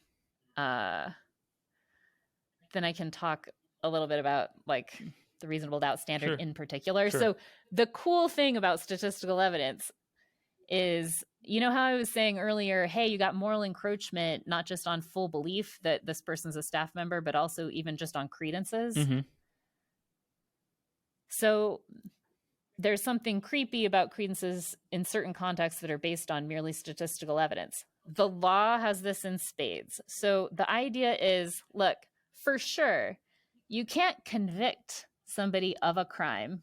You can't prove beyond a reasonable doubt that they're guilty just on the basis of statistical evidence. So like a concrete example of this that's super fun if people don't know this literature is due to Cohen. Like he sets up this case where you have a bunch of people who are incarcerated, like running around a prison yard. So let's say 25 people, and then 24 of them gang up and they murder the prison guard who's on duty in the prison yard. The 25th person just runs behind a shed, like has no part in this murder.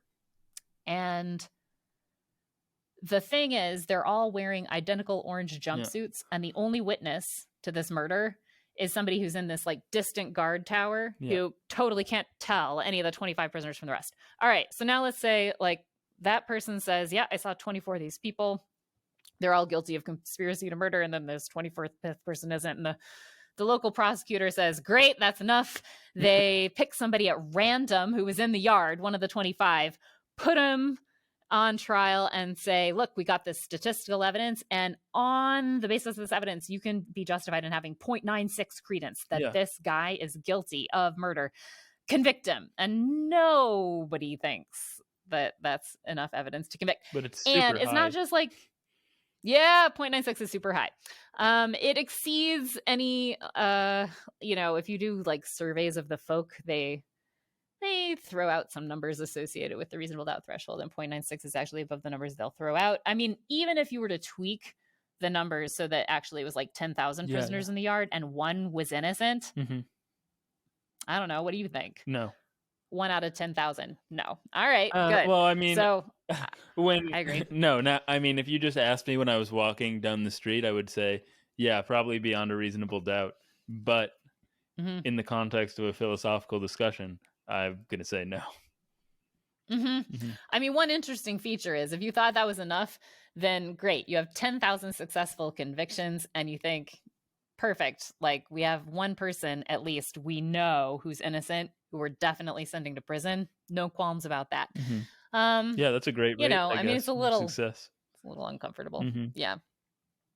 So most people think, no, even 10,000, that's, I mean, I'm justified in having a super high credence, but I can't convict. Why? So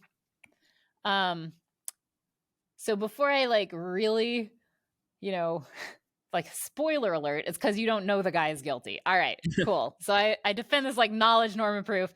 But before spelling that out, I just want to point out that statistical evidence is not only insufficient to ground a criminal conviction, it's also insufficient to license verdicts of liability in civil trials. So the classic case for this, the like kind of little fun toy case, is that you're supposed to imagine this person who's throwing a rodeo, and there are 1,000 people who go to the rodeo. 501 of them gate crashed. They jumped the fence. They didn't pay for the ticket. So now you pull somebody at random out of the stands and you say, I'm suing you for trespassing. And the jury is perfectly justified in having 0.501 credence that you trespassed on my property. And notice that is making it more likely than not that you trespassed. So pay up. This does not work. Like, this does not fly. We don't let people win lawsuits on the basis of merely statistical evidence of liability. And so there's just this thing that's bad, that's just insufficient about statistical evidence, even though it might justify 0.501 credence, or in the prison yard case, 0.9999 credence that the guy's guilty. And we associate like the different standards of proof with these different credences. So, we've got some credence that exceeds whatever threshold you might pick, but it's still insufficient for legal proof. Why? Well, for me, I think, whether you're talking about a full belief in guilt or a 0.501 credence, what's messed up about the credence and why it can't constitute legal proof is just that it doesn't constitute knowledge. So to prove something, you got to make the jury know it. And so to prove he's guilty, you got to make him know he's guilty. And to prove that it's more likely than not that this person's liable, you have to make the jury have knowledge that it's more likely than not that this person is liable for trespassing. That is very neatly tied together. I like that. Cool. Yeah, no, I like that a lot. And did you also want to talk about the standard of proof beyond a reasonable doubt? Well, I was going to ask, I mean, I might have said it earlier, but why your conception of knowledge, or how your conception of knowledge explains why it's so hard to just pin down. Yeah. I mean, it's funny because in actual trial settings, juries will routinely ask the judge for clarification, like, hey, just tell us, like, where's the cutoff? Like, what is this reasonable doubt standard? Oh, that often happens in court proceedings. And actually, sometimes the lawyers will themselves weigh in. So there are these transcripts where you get lawyers saying like, oh, it's like getting to the 90-yard line. Or I think somebody said, I know, they're often, I mean, they're like, these are all appeal cases from like US trial court. So there are just all these standard like American metaphors. Football analogies. Yeah. So you get these lawyers like trying to kind of pin a number on it. Yeah. Well, no, now, just okay, here's the thing. Anecdotally, how like criminal proceedings are treated as a sport, like where you want to win in that way. Exactly. Rah-rah adversary trial system. So, the thing is, like, the reason you have access to these court transcripts is because all of these cases got appealed, and actually a lot of the verdicts were overturned on appeal because it is just taken for granted that that it is actually a reversible error for the judge to or the counsel to define reasonable doubt. So actually it is part of our law that it is impermissible for people to pin a number on it. So one thing to notice is, I think, well, okay, there's a really good explanation of why you can't just like pin a number and tell you, oh, here's where the reasonable doubt threshold standard is. It's because, look, whether something is knowledge doesn't really supervene on like how probable it is for you. Like, your credence in it might be really high, but it still falls short of knowledge. Like, you might not be able to know that you lost the lottery, even if it's a really big lottery. And even though you do know some stuff that you have even lower credence in than your belief that you lost the lottery. So your credence in a proposition really comes apart from whether that proposition has the status of knowledge for you. So that's why we can't just define reasonable doubt and proof beyond a reasonable doubt as proof as justified credence above a certain threshold. Because proof beyond a reasonable doubt, like proof is about knowledge, and you can't just say, oh, you know something just in case you're more than sure of it. That doesn't work. So good. So that's one way in which like this account, the knowledge account, really does justice to like this fact on the ground, which is that it's taken for granted that you can't pin a number on the reasonable doubt standard. Now, there's also like this other feature of what constitutes reasonable doubt that makes it difficult to define. Like, I think there's a sense in which, so the literature usually puts it by saying like the reasonable doubt standard is like elusive. Like the jurors aren't allowed to say, hey, can you tell us whether in order to prove beyond a reasonable doubt that this guy is guilty, we have to be able to disprove this wacky conspiracy theory, or can we just like ignore that? So a judge isn't going to be able to explain to a jury, hey, proof beyond a reasonable doubt. It's proof where it's okay to just leave aside wacky conspiracy theories. Mm-hmm. Why can't the judge like instruct a jury on the meaning of the reasonable doubt standard that way? Well, it's kind of similar to saying, oh, you know what? Here's what it takes to know you have hands. You don't have to rule out being a brain in a vat. You just have to rule out, bloody stumps or whatever. Like you can't actually mention the possibilities that you don't have to rule out in order to count as having knowledge, because then you're making them salient. You're really you're driving up the standards for the reasonable doubt. Exactly. Standard. So that idea that, hey, wait, we don't actually want to go on and on and on about possibilities that the jurors don't need to be considering in order to have proved beyond a reasonable doubt that he's guilty. Why? Well, because by going on and on about those, we would be making the jurors consider them. And exactly what we want the jurors to be doing is setting aside wacky conspiracy theories precisely so they can come to know that this guy is guilty and stand up and say, he's guilty. Yeah. They assert it. Exactly. Yeah. What license is them then asserting it? When you say, yeah, I find him guilty. Well, it's that you can know he's guilty. Now, a lot of people, I'll say, like when I first tell them, well, not like philosophers, when I say, hey, I think that you have to know he's guilty in order to convict, they'll say stuff like, really? Like, you have to know he's guilty? I mean, surely you don't have to like rule out every possibility. Right. And I think, but look what you just did. You just changed the context. Like, no, I'm not actually saying you have to know he's guilty to convict. What I'm saying is, yeah, to convict, you got to know he's guilty. Mm-hmm.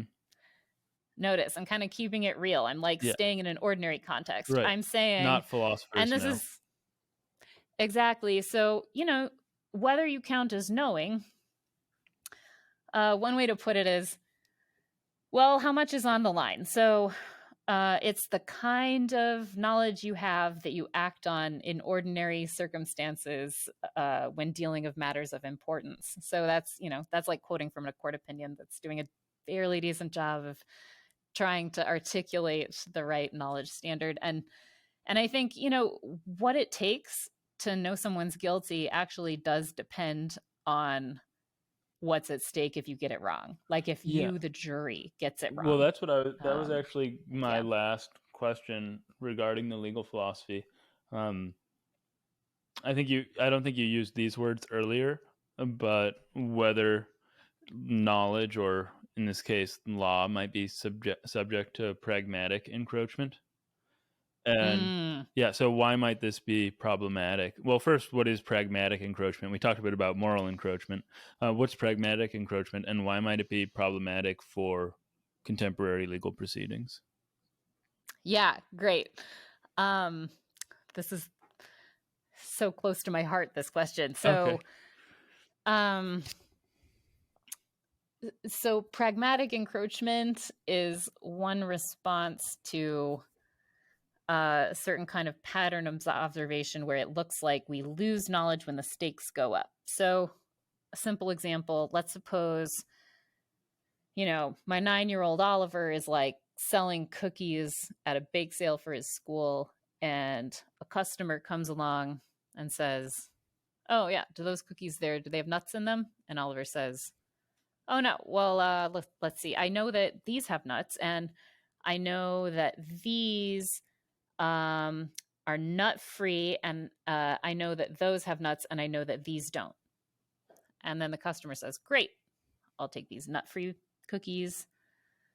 Oh, and by the way, like I have a fatal nut allergy, and I'll die if I eat a nut." Now we have an intuition. The intuition is Oliver cannot anymore say, "Oh yeah, but I know those cookies are nut free." Not if all he did was kind of look at the label. Why? Well, okay, there are two different explanations of why Oliver cannot now say, "I know those cookies are nut free," even though he could say it before. The contextualist says that what changed was what the word "know" means in Oliver's mouth. Now it means something different than it did before. So even though no facts on the ground changed, now when he says, "I know those cookies are nut free," he's really making a strong claim about all these possibilities he can rule out. And he can't truly make that claim. And that's why he can't say, "I know those are nut free." The pragmatic encroachment fan, sometimes called like an interest relativist, they have a different story about why Oliver can't anymore say, "I know those are nut free." What they say is, maybe the word "knows" means the same thing as it always does. And what happened is the facts changed.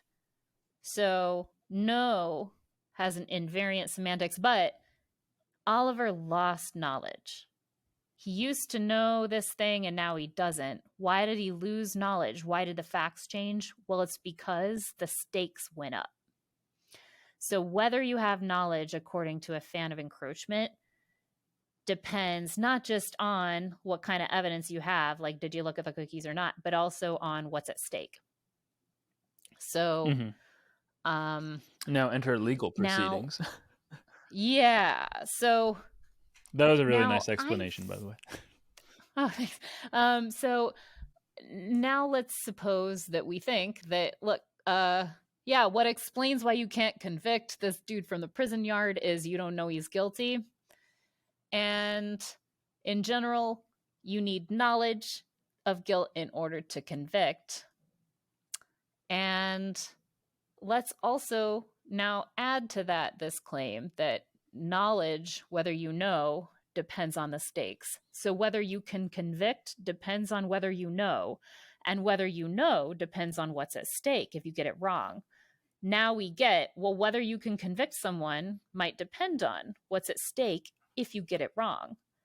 So an example would be, let's suppose, this guy's on trial for stealing a pack of batteries, and you see some, pretty grainy but somewhat convincing video footage of this guy taking the batteries, and you think, okay, look, I know he's guilty.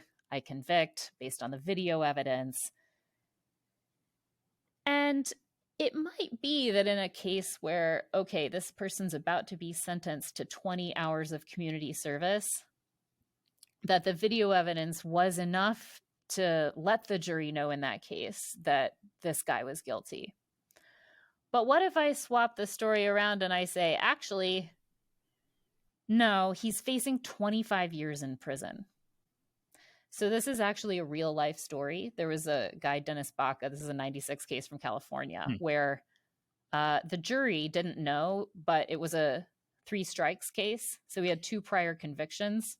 And often prior convictions aren't actually, for a whole other raft of reasons, admitted as evidence in trials. So the jury convicted Dennis Baca and then found out, literally this news organization later interviewed one of the jurors. He heard over the radio driving home from the courtroom that he had just convicted someone who was going to be then automatically, through a 3 strikes rule, sentenced to 25 years in prison. And the juror says, look, I now as a juror might think, did I know that this guy did it based on grainy video footage? Maybe not. So was the evidence enough to ground knowledge? Well, okay. It might depend on whether someone's life and liberty is at stake, in just the same way that whether you know some cookies are nut free might depend on whether someone has a fatal nut allergy. So when we're asking jurors to make these decisions, do you convict or not? We're asking them to find the facts. So we're asking them to kind of look at the facts and make a determination, guilty, not guilty. But when you just ask them to find the facts, notice like whether they're capable of doing that, whether they're capable of issuing a certain verdict might depend on what's at stake in a way that would make it quite important to inform the jurors ahead of time about what the potential sentences might be for a defendant if they vote to convict. And so, go ahead. Yeah. Oh, go ahead. I was just going to ask where you weigh in here again with probabilistic knowledge. Yeah, well, you have something. It's interesting to look at parallels of this for civil cases, but I actually think that I actually refrained from discussing civil cases too much in my paper on pragmatic encroachment and legal proof, basically because even in the criminal case, we've already got like a bunch of reforms. Even what I just said, this flies in the face. Even though you might think, oh, that seems about right. Like, yeah, sure, as a juror, I would actually want to know what potential sentences this defendant would be facing if convicted. No, actually, as things stand, it's written into law that I am not, as a jury, right, allowed to know the potential sentences that someone is facing. Mm-hmm. And the Supreme Court has like repeatedly taken a stand on this. And I mean, their reasoning is that this kind of information about potential sentencing is merely prejudicial and doesn't actually have probative value for the particular fact that the jurors are being asked to find. Did you say probative value? Probative, P-R-O-B, yeah. So the idea is, well, look, I mean, it's not actually gonna, what does it take for evidence to be relevant? You know, you can't just throw in any evidence into a trial situation. You know, you can imagine a trial happening and somebody saying, objection, irrelevant, and sustained. Okay, you're not allowed to admit irrelevant evidence. Okay, what is it for an piece of evidence to be relevant? Well, it's for it to actually have some bearing on the probability of the hypothesis that the defendant's guilty. So does it raise the probability? Does it lower the probability of guilt? A standard picture of what it is for evidence to be relevant and to be such that it could be admitted at trial is that it's either going to confirm or disconfirm this hypothesis that the guy is guilty. And now if you think about it, well, right. Okay, what sentence he's gonna get if he's convicted isn't gonna be relevant to whether he's guilty in that sense. Right. Like that's a fact right. About the future.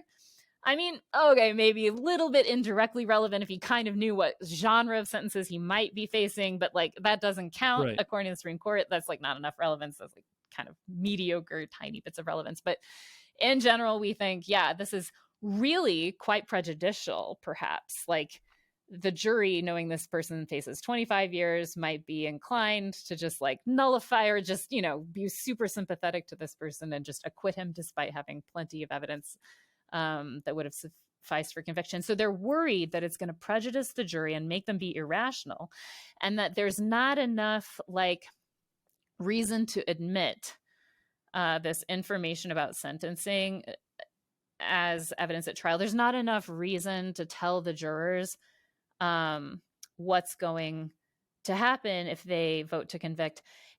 And the reasoning behind this is basically, so the Supreme Court says, look, we have a bifurcated trial system. We have fact-finding and then sentencing. The role of the jury is to just find the facts. Let the judge worry about the sentence later. And if all you're doing is finding the facts, then it's just irrelevant to your role as fact finder whether this person's facing this or that sentence. Right. Which makes sense, prima facie. Mm-hmm. Yeah. But notice, like, let's just go back to Oliver, right? So I go up to him, I say, hey, does that cookie have nuts? He says, no, I know that this one's nut free. I'm like, oh, thanks. Thanks for telling me it's nut free. And now I'm about to eat it. Oh, by the way, I have a fatal nut allergy. Now, Oliver might think, what were you doing asking me that question without telling me what's at stake? I feel like this is a little messed up. Why? It would be weird for me to respond to Oliver. No, forget it. Like, your job is just to find the facts. Like, your job is to look at the cookie. Yeah. My nut allergy isn't relevant to those facts. Stick to your job, fact finder. Yeah. Just look at the cookie and that's it. So I think that's like a really messed up thing to say to Oliver. Similarly, I think the Supreme Court is messed up to say to juries, hey, look, because you have a fact-finding role, we're not going to give you information about what's at stake. So I agree that this information about what's at stake isn't like relevant to the probability of guilt in the sense of confirming or disconfirming, in the way that my nut allergy isn't relevant to the probability that the cookie has nuts.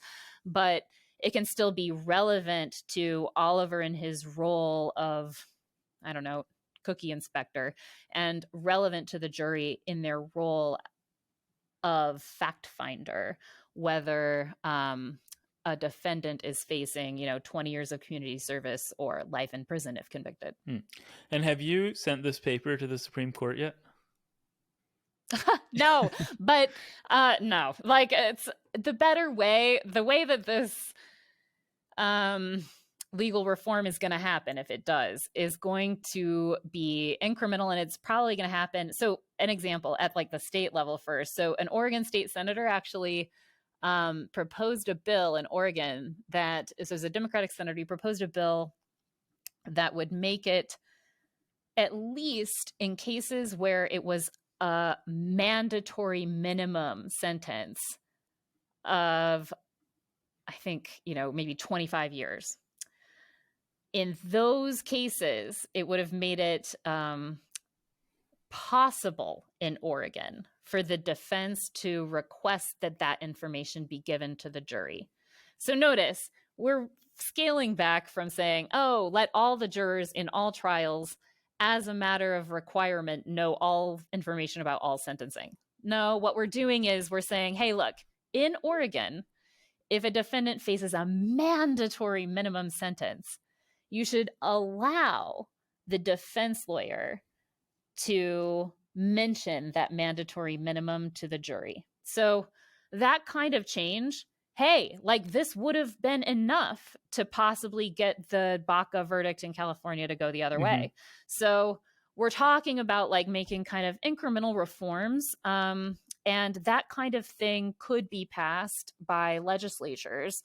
And I think that that's, I mean, okay, so this particular Oregon House flipped to the Republicans before this guy's legislation ever got through. So that went nowhere, but it's not as if there's like no,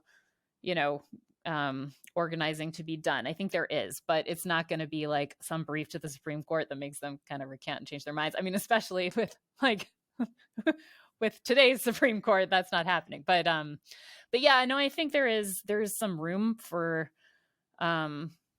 like principled legal motion. And I think actually another thing that can be done is just general juror education, because I feel like jurors are often in the dark about like whether there even are 3 strike statutes in their states. And so juries are really systematically led to underestimate the potential sentences that are faced by defendants. So that's another way in which just general juror education could work to,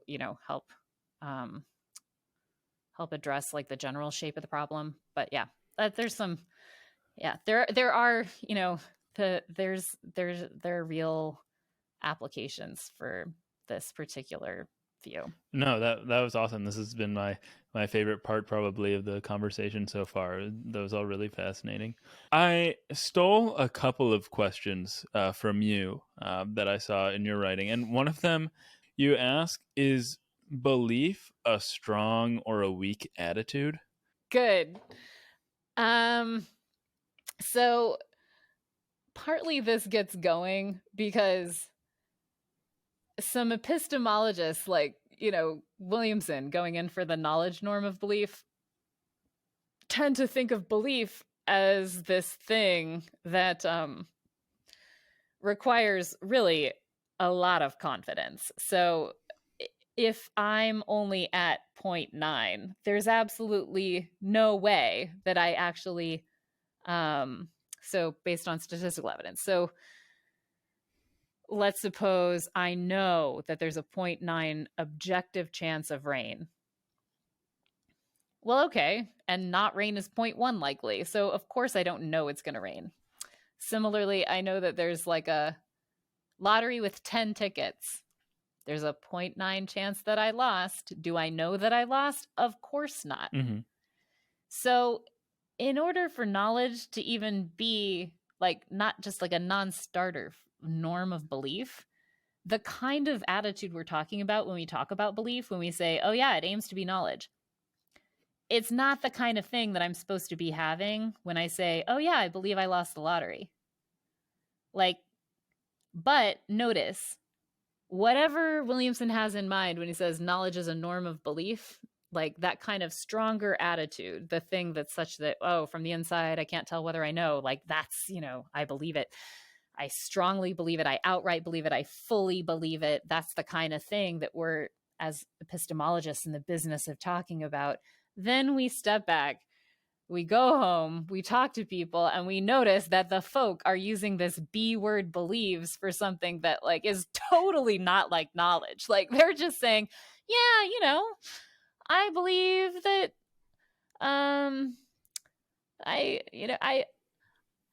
I believe that I lost the lottery. I mean, I believe that I believe that this dart is probably gonna hit, the top 2/3 of the dartboard.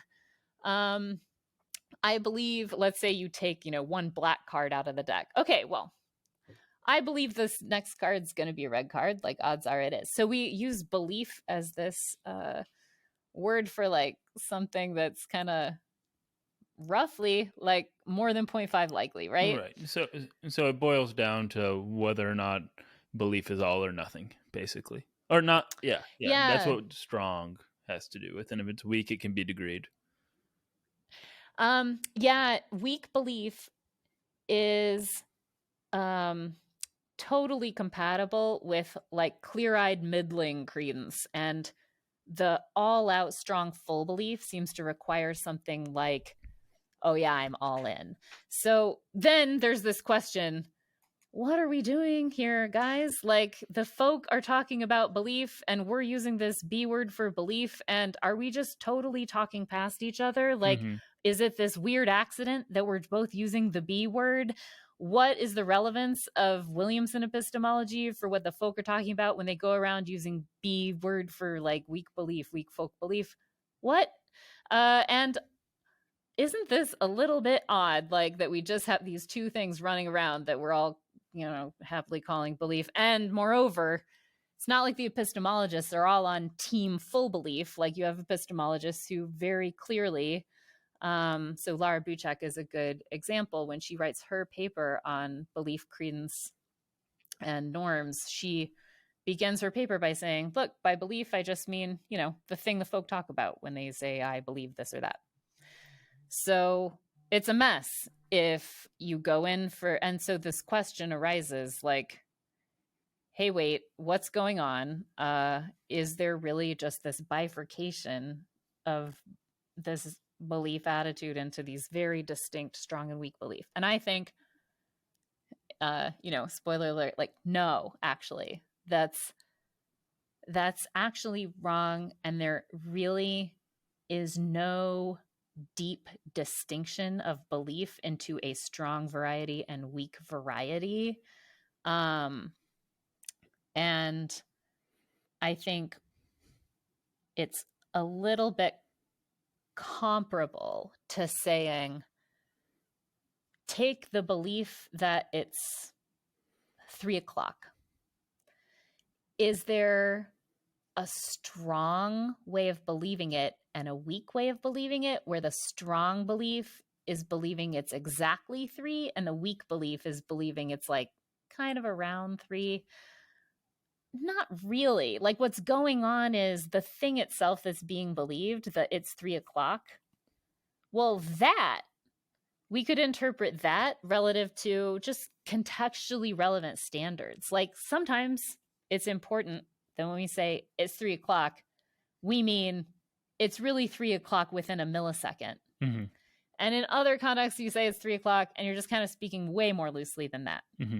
So now this actually brings back in the theme of saying, hey, when I take a simple sentence like it's raining, in some contexts, I mean, hey, it's really close to certain that it's raining. And in other contexts, I say it's raining to mean, roughly like I'm expressing credences that are kind of close All enough goes back for to practical pragmatic purposes encroachment to certainty. and the Yeah. context sensitivity. Good. This time, what's happening is the simple sentence is context sensitive. So what probabilistic content it expresses in a context varies. And one of the things that matters for figuring out which content it hooks up with is what's pragmatically relevant, exactly. like what our interests are, why we're talking this way. So notice, we're familiar with that, like from talking about loose speech about the time. So I think, okay, now let's look at, like, if you say Jones believes it's 3 o'clock. Well, okay, the context sensitivity of it's 3 o'clock gets inherited by the belief ascription. So when I say Jones believes it's 3 o'clock, if I'm talking to like a scientist about to launch a rocket, they're going to take me to be ascribing one thing to Jones. And similarly, if I just say it to somebody on the street, they'll take me to ascribe a weaker attitude to Jones. So that's how I think even just simple sentences like Jones believes it's raining work. So if I say Jones believes it's raining to Williamson, in a context where I say things like, I endorse the knowledge norm of belief, that's making a really strong claim about Jones. Whereas if I just say to the folk on the street, Jones believes it's raining, that's just saying, yeah, Jones is close enough to certain that it's raining for practical purposes, but those practical purposes might just be kind of like guessing correctly whether it's raining or not. Mm-hmm. So in order to believe it's raining, well, to be close enough to certain that it's raining for some practical purposes is going to just amount to having credence above 0.5 that it's raining. So that's what, weak belief means. But it's all just being derived from like these different ways of interpreting belief ascriptions, not from some deep distinction between strong and weak belief, but rather from the fact that this like simple sentence in the prejacent, like the believed thing, is interpreted relative to like different interests in different contexts of belief ascription. Okay, awesome. And then one other thing that I saw that you were teaching about is the Preface Paradox. And paradoxes are always fun to talk about. So I want to know what the Preface Paradox is and what you have to say about it. Yeah, great. So the idea is that you might write a book full of lots of sentences and then include in the preface the claim, I'm sure something in here is false. Right. Mm-hmm. And so the puzzle is, do we think that this is a case where when I write this book, I'm actually rationally believing a bunch of things that are together inconsistent? Mm-hmm. So it looks like if you just take the first sentence is like, I just state the first sentence, or like the first sentence is true and here's the second sentence, yada yada, final sentence is true, some sentence is false. Right.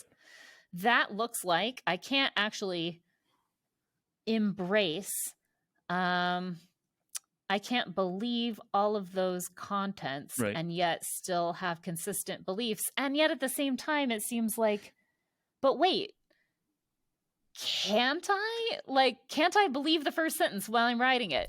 And then believe the second sentence while I'm writing it. And then I get to the end and sure, like I also believe that some sentence in the book is false. And it doesn't seem like I'm being irrational. It doesn't seem like I have inconsistent beliefs. So what am I supposed to do with this kind of paradox? Do I, don't I end up believing a bunch of inconsistent things? How do we get me out of this? And so the idea, just to paraphrase, is that you can have written this entire book.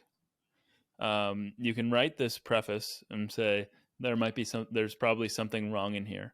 But if you go through each sentence one by one, you will probably say, well, this is true, this is true, this is true, this is true. And yet you still come to the end and think, well, there's something wrong in here. There's probably something wrong. And this seems to be inconsistent in intention. Right. So then we have this intuition. Well, it's kind of pulling us in various directions. Like on the one hand, we think, hey, in order to be rational, you ought to have beliefs that are consistent. And then on the other hand, it seems like, but intuitively, can't I believe all of these things, including the preface sentence? And so we have to resolve this somehow, because it seems like the preface just is some case where, well, I'm rational, and yet I believe all these things, and yet these things are inconsistent. Okay, so I have this way out.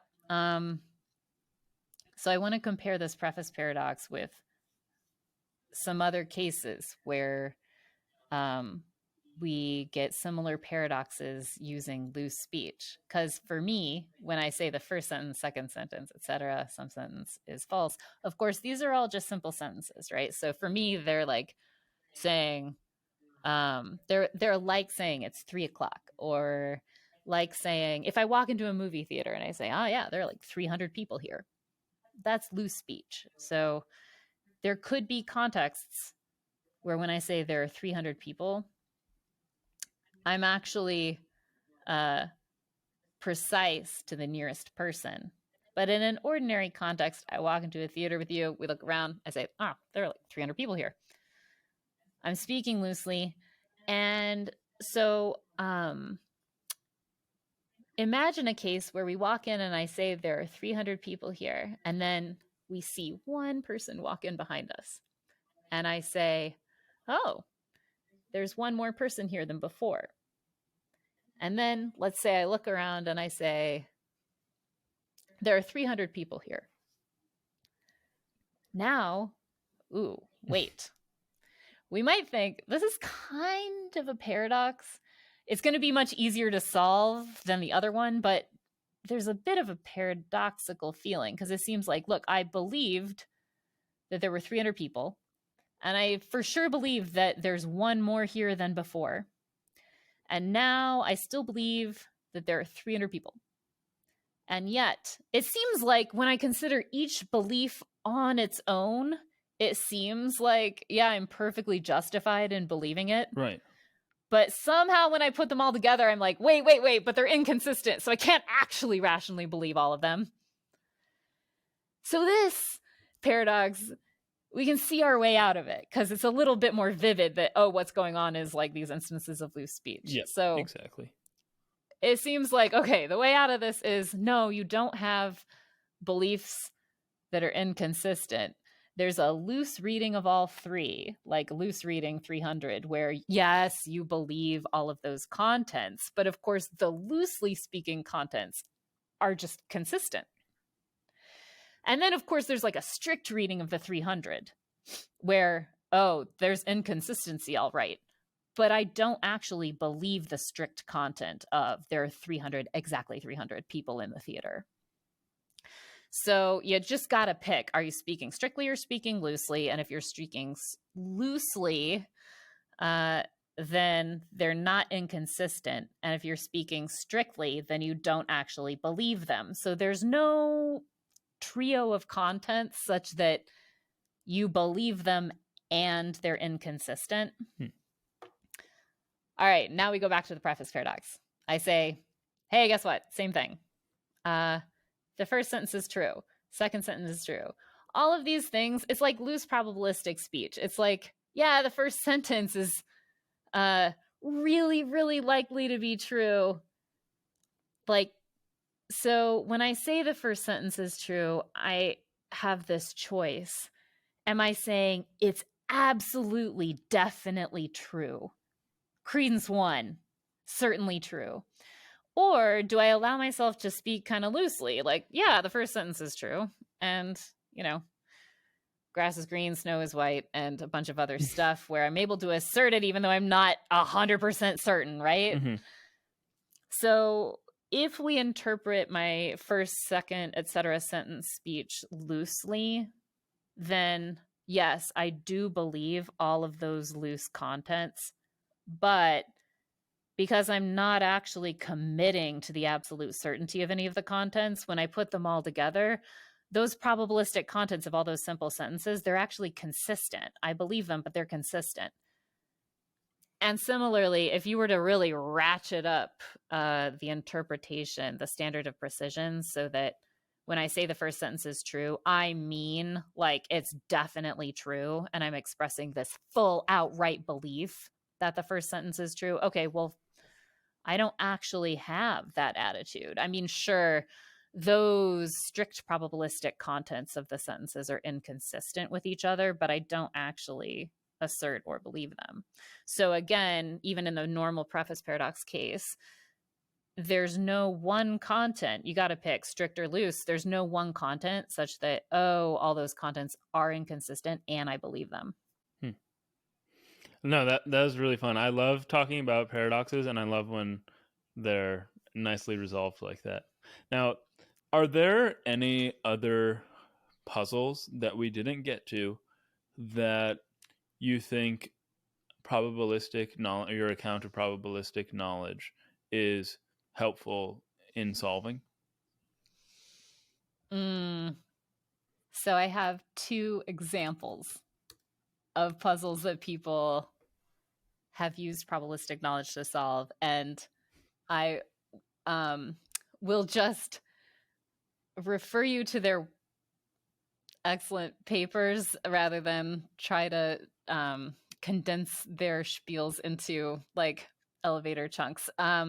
So Nissenrosen, Ete Nissenrosen wrote Newcomb meets Gettier in 2017. It was a paper in Synthèse where he was arguing that probabilistic knowledge could help us think about the contrast between evidential and causal decision theory solutions to the Newcomb problem. Let's see. Have you covered the Newcomb problem on your... No, I haven't done decision theory yet. Would it help for me to explain what the Newcomb problem is? Yeah, sure. Newcomb's paradox. Yeah, if you have, I don't know, if your listeners have a minute, I feel like if anyone's still listening at this point, this is going to be a really fun ride. So, okay, so the Newcomb problem goes like this. You walk into a room and there are 2 boxes on the table. One is transparent and it contains $1,000, and the other is opaque and it might or might not contain $1 million. And I give you a choice. I say, do you want to take just the opaque box, or do you want to take both boxes? And so far with this setup, you and all the folk on the street will say both. So now I'll say, here's a little bit of background information about the whole might or might not be $1 million in the opaque box. I am really good at predicting how many boxes people are going to take. I have an excellent track record. I could show you a bunch of video evidence. I'm reliable in all but 1 in a billion, maybe 1 in a trillion cases. And before you even walked in the room, I was able to, watch all your videos, maybe do a bit of a psychoanalysis, and I made my prediction about whether you're going to take both boxes or just the opaque box. And I'll just tell you this one more fact. If I predicted that you take both boxes, I didn't put any money in the opaque one. And if I predicted, and I'm really good at this, that you took just one box, then I put $1 million in it. So that all happened 5 minutes before you walked in the room. Now, again, I will offer you this choice. Do you want to take both boxes or do you want just the opaque box? What do you think? Opaque box. And not 2 boxes. Yeah. Great. So this is called, you're like a one boxer. And of course, there are lots of good things to be said in favor of being a one boxer. On average, the one boxers end up super rich over time. On average, 2 boxers walk away with like just $1,000. Because the predictor predicts they take 2 boxes. The predictor is really reliable and doesn't put money in the opaque box. They get, just 1,000. So here's another thing though. I mean, look, when you take just one box, like the money's already in it or not, no one's going to steal the money away at this point. So you're walking away, leaving free money on the table. Why not just take the extra money? Here's one more way to think of it. Suppose you have a friend, like who's looking over my shoulder. So it's opaque to you, but it's transparent to your friend. Your friend can see what's in the opaque box. And you ask your friend, hey, should I take just one box or should I take both boxes? What does your friend advise you to do? Both. Yeah. So why not listen to your friend? Why are you just taking one box and leaving all this money on the table? Because I trust in the predictor. Yeah. So basically for decades, people could and have like gone back and forth. 1 box, 2 box, 1 box, 2 box. So that's a puzzle. The causal decision theorists, they're the 2 boxers. Evidential decision theorists, they're the 1 boxers. And so it's been argued by Nissen Rosen that probabilistic knowledge can help us understand this distinction between the causal and evidential recommendations by using a kind of knowledge norm for action, like a probabilistic knowledge norm for action in the Newcomb case. So that's one little puzzle that I haven't talked about that you'd have to go read that paper to see how probabilistic knowledge can be of use. And then another cool puzzle has been, this is much more recent. Carlotta Pavese wrote this paper called Probabilistic Knowledge in Action, where she's talking about this interesting feature where people think in order to act intentionally, there has to be, according to some, like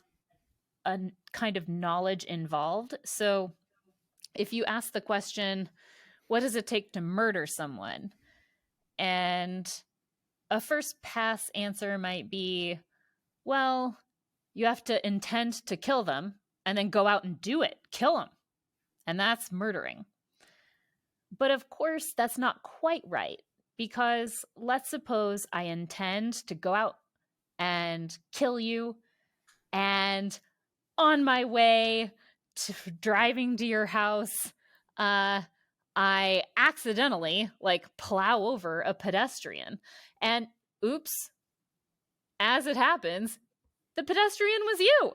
So I formed an intention to kill you, and I actually did kill you, but yet something's kind of missing that means that, oh, this case actually was just negligent homicide, not murder.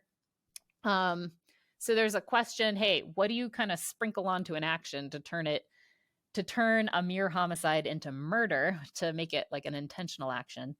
And it seems like there's got to be some kind of anti-luck condition involved here.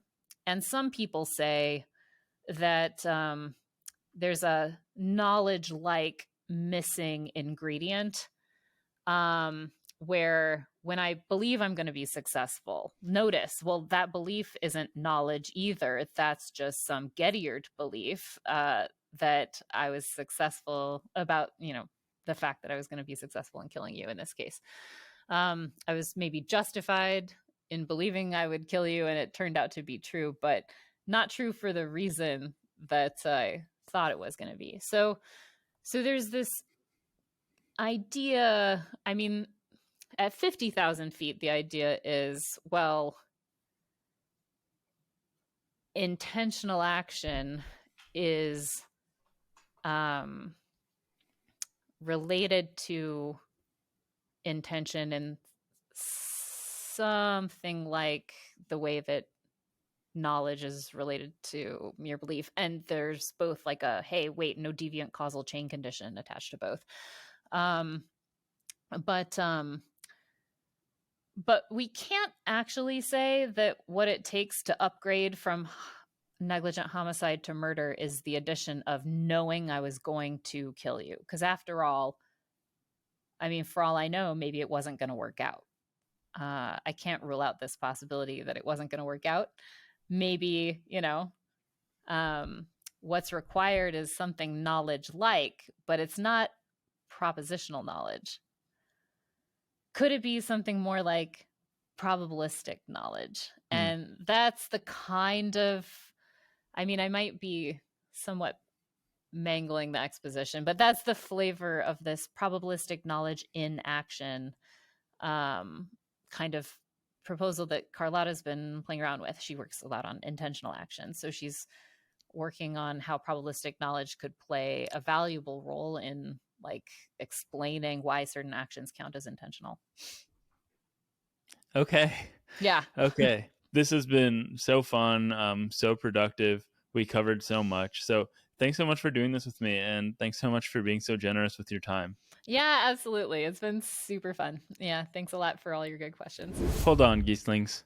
Before you go, please like, subscribe, follow if you haven't already. Smash all those buttons. And also, if you haven't followed me on Twitter at Robinson Erhardt, or if you're not joining me every morning as I eat my pint of ice cream on Twitch at Robinson Erhardt on Robinson Eats, please do so.